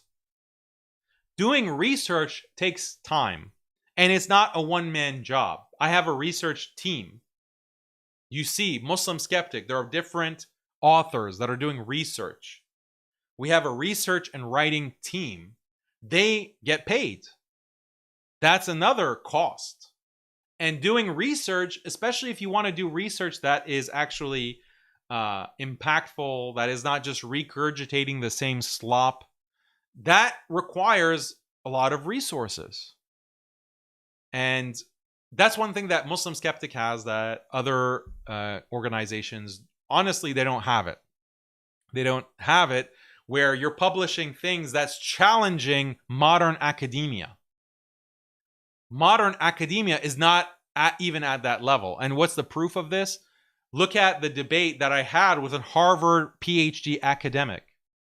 And he represented the cream of the crop when it comes to Islamic studies in academia. If you want to go against and debate a Harvard PhD academic on Islamic studies, you can't bring these arguments like, oh, what's the source of your morality? Or, oh, whatever. You can't, that's not going to fly. He's going to embarrass you. He's going to make you look like an idiot. So what kind of research do you need to outdo these academics at the highest levels of academia at the Ivy League? That's the kind of standard that we're going for at MuslimSkeptic. That's the kind of standard of research that we want to publish. When we publish a Genius of Islam, we're bringing arguments that you have not heard before in favor of Islam, proving that Islam is the truth and the only truth. We're bringing the highest level of research that's also orthodox, that's also at the highest levels of orthodox acceptability, according to Ahl Sunnah wal Jama'ah. That's the kind of research that we're bringing, alhamdulillah, that you're not going to find anywhere else. Like, let's be honest. Let's be honest. And we can go into a debate with a Harvard academic and make him look like a fool and completely destroy his career, where he's fired from his job. And he experiences like an existential crisis. Like, that's the kind of research that we're bringing at MuslimSkeptic. So that takes time and it takes resources, right? So you have the production, you have the research. The research comes first, obviously, then comes the production, and then there's the timing.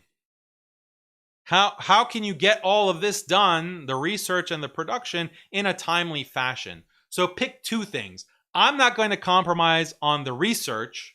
That's the most important thing. The second most important thing is the production values. And then the timing is where I'm compromising. The timing, how long it takes to publish something. How long it takes to put out a Wahhabi documentary. How long it takes to publish a Genius of Islam. While also doing daily, weekly publishing of other content. Political analysis, doing Haqiqatjou, putting out shorter videos, putting out shorts, putting out all articles on MuslimSkeptic.com, on the website. Managing all of the technical challenges that come with that. Because, that's all of that costs money.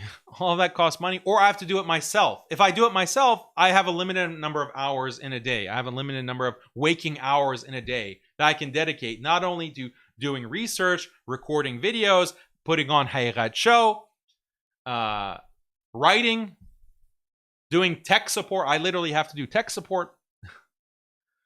So that's why things are delayed. Now, if this is intolerable for you and you want to change that time factor, there's a very easy way that you can do it. Donate money, support our dawah. Every live stream, every video, we have the link right there in the description. You can donate. You can be a monthly donor.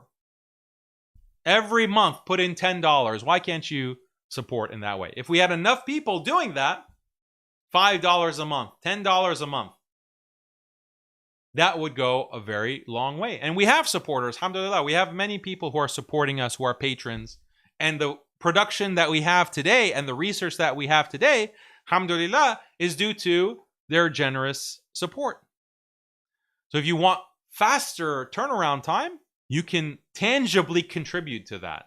You can tangibly contribute by becoming a donor, becoming a sponsor, and supporting the dawah. Fundraising is another major task, right? Do you see me fundraising often?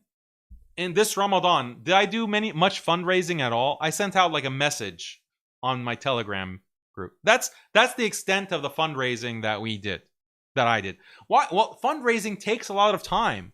Fundraising takes a lot of resources. I don't have like a marketing manager or a fundraising manager that can go and put together material to present and to get donors.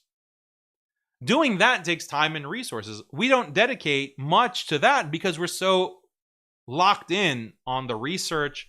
We're so locked in on the production that we can't sacrifice much for fundraising efforts. Other organizations, half of their time is spent on fundraising. Half of their time is begging people to give them money so they can put out slop. Let's be honest. They're getting thousands of dollars, hundreds of thousands, millions of dollars for producing what? Slop. Slop for you to eat and, oh, okay, wow. Not going to do it. I'm not going to compromise on our standards, and we're trying to be the alternative to slop. MuslimSkeptic is trying to be the alternative to slop. Oh, I didn't even talk about Alesna Institute. Alesna, our online learning institute, don't even have time to teach classes because I'm so busy with these other projects. This is the challenge. So that's a long answer to your question, but hopefully it gives you insight into what is going on with MuslimSkeptic, with me personally, how are things done behind the scenes. Naveed, really appreciate your super chat. Muslim Boogeyman says, I personally appreciated Mufti Menk's knitting video for the Akhis. I'm not insecure in my masculinity, bro. MashaAllah. Yeah, I'm not insecure either. I know how to knit. You know who taught me how to knit? My grandma. When I was, I think, 12 years old. My grandma taught me how to knit. So I made like a nice little scarf. I know how to knit.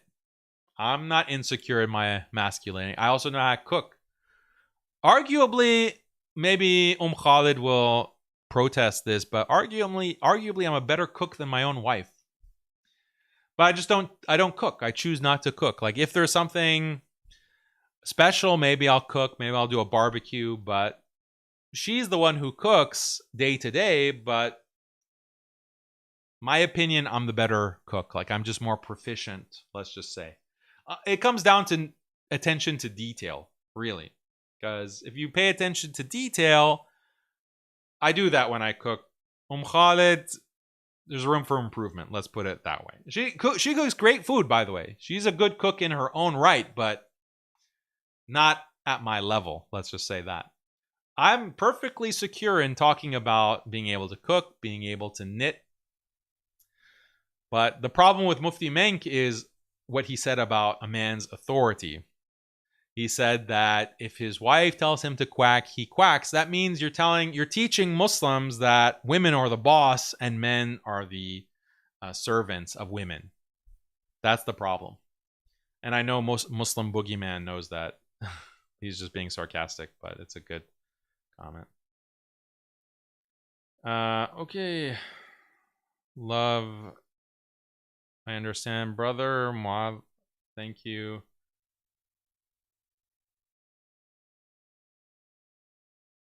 Do you think that the Yemeni imam endorsed Trump because he's anti-Houthi? I noticed many Yemenis are pro-Trump. How could they support a man like this? I'm not sure which imam you're talking about.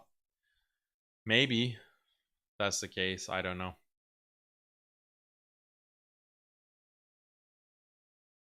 Any final comments?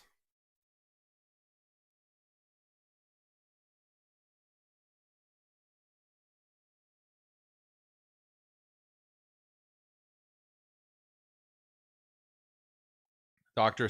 Sebastian says, I can cook, sew, and bench press 400 pounds. MashaAllah.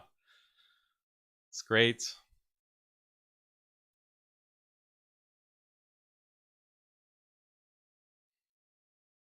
Knit me a sweater, Daniel. Okay. Maybe one day, inshallah. When I get the time. Mufti Knitten. Yeah, that was my nickname for him. For Mufti Menk, Mufti Knitten.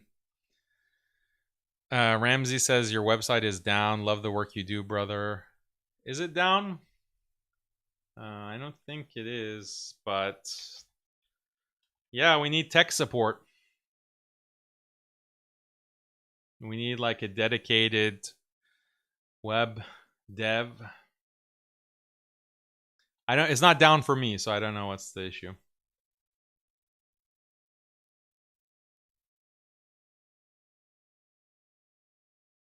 Yes, good point. Dr. SYA, don't forget Shawwal fasts. 6 days of Shawwal, very important to do if you can. And also make sure that you make up any fast if you missed because of traveling or because of you were sick or for whatever reason. Make sure to make up those fasts. Don't let it... because a lot of people, they don't immediately make up those fasts and then they lose track and they forget. And this is dangerous because you're missing fasting in Ramadan. So, another video that I'm working about is about moon sighting, by the way. There was a controversy again this year about moon sighting. Was it possible to sight the moon in Saudi? And Nigeria and Afghanistan, they sighted the moon and they said that Ramadan is only 29 days. But the other side, people said, no, it's impossible. It's impossible to sight the moon in those regions. It's astronomically impossible. This caused a controversy. So what's the truth? Like, what is the real correct response to this issue? And I want to make a comprehensive video on this to really teach the science behind moon sighting. Because, I have a background in physics and astronomy. I've worked at NASA. I've worked at the Harvard Smithsonian Astrophysics Center, MIT, elsewhere. So I know a little bit about physics and astronomy, and I think I want to educate Muslim community on the science component of this. Let's see.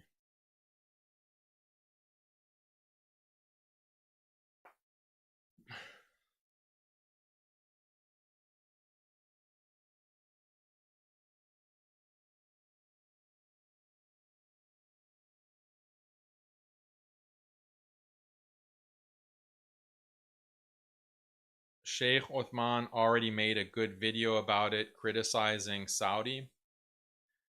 I don't think he criticized Saudi. He actually went according to their citing. And I don't think it was a good video at all, actually.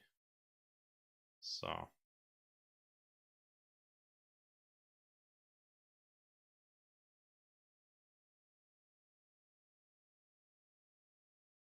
do you cook a homemade rice pudding and special rice pudding dessert using vermicelli? Isn't that the Pakistani dessert? What's it called? Not raita. I keep wanting to say raita. What's that? What's the Pakistani dessert? I really like it.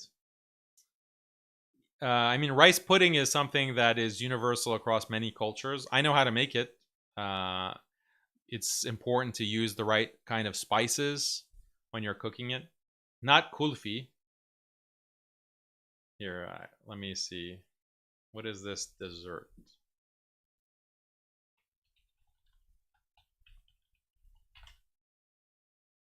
Kheer. There we go. Yeah, I really like kheer. It's delicious. But it's standard like rice pudding. It's just a matter of what kind of spices you put into it.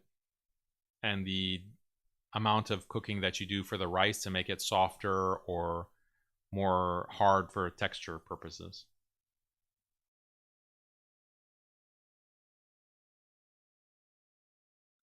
Yeah, I love kheer. I used to eat a lot of it back in Boston, especially in Ramadan.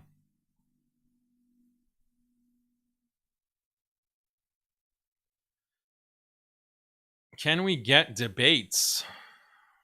What kind of debates do you guys want?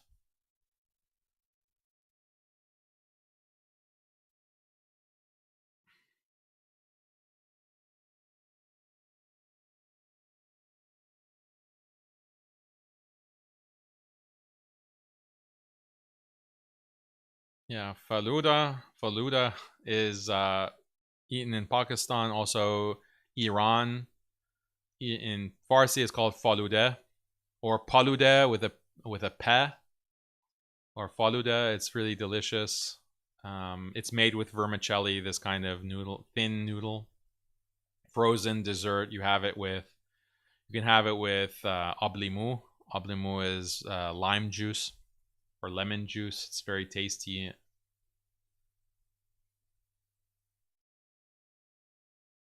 Faluda is also in India. Good to know. Debating Judaism and Christianity. Yeah, I've tried to debate Judaism, but it's hard to find Jewish debaters. With Christianity, yeah, I can debate Christianity, but so much of it is played out. Maybe we have another Christian debate.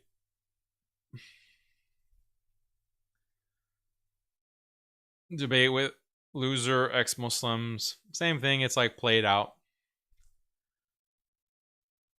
I don't really see them as having an intellectual high ground anymore, because we've already addressed all of their main arguments and they haven't adapted. Like, they haven't brought any new arguments. So it's the same thing over and over again. It's boring. Cooking with Haqiqatjou. Yeah, that's the running joke. We need to have a cooking show.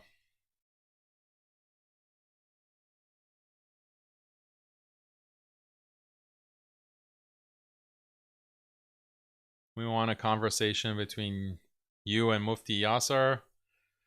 Yeah, inshallah. There is already a conversation with me and Mufti Yasser from many years ago on the channel. I also went on his podcast. And you can watch those. But in the future, yeah, it'd be great to have him on the show.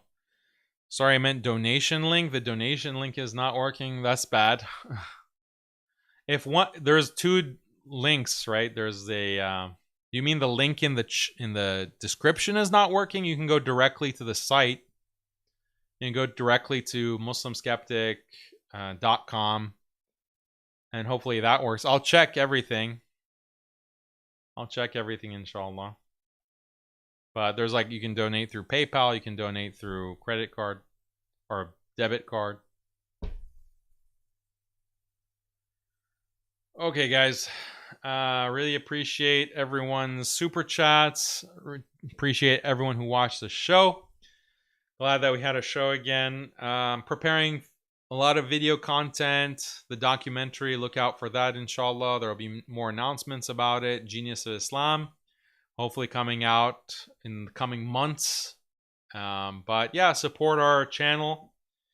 Support our work with a donation. Subscribe to our newsletter. The link is below in the description, as always. And leave me a comment. Let me know your thoughts on the unfurling events in the Middle East with Israel, with Donald Trump. I do read the comments, so leave your comments.